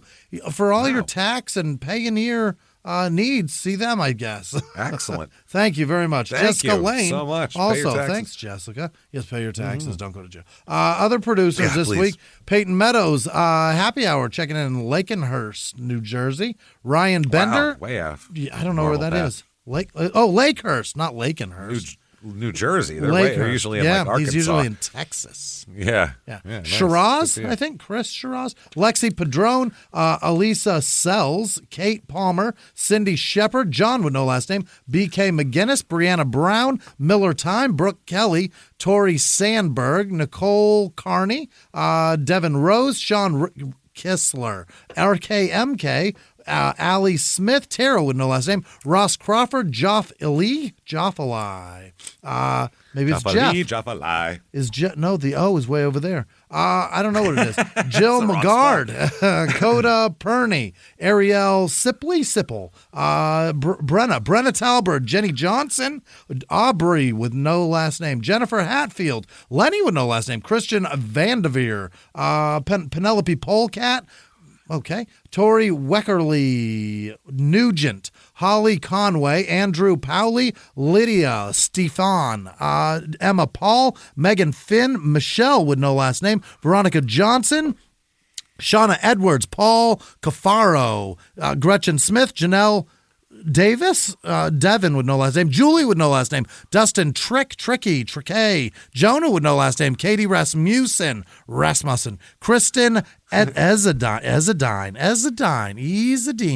Jennifer Allen, Amy H, Les with no last name, Ken Private, Jeff Turner, what is this? Samantha DeWitt, Morgan with no last name, Christine Von Knockelstein, Emily Lynn Spencer, Rat Fink, 707, Rarar, Rachel R, Donnie with no last name, Heidi Hoffman, Brianna Croco, Shy Royce, Bubbly City Matt, Nicholas W., D.W. Welters, Andrew Edwards, Jason Vale, Aaron Giza, Nicole Galay, Baru, Kelsey Macada, Emma with no last name, Kathy with no last name, Adriana Conklin, Sean Whiting, Faltered with no last name, Melanie Pruitt, Cheryl Corley, Quoshia Moultrie, Darren Ellis, Allison Ochiltree, Crystal Ruiz, Carla Ortiz, J.E. Cook, Dave Duncan, Emily with no last name, J.P. Williams, Sarah Lee, they make the best ones, Adrian with no last name, like Becky Smith, you don't like him? I said nobody doesn't like her. Nobody does it better, that's why.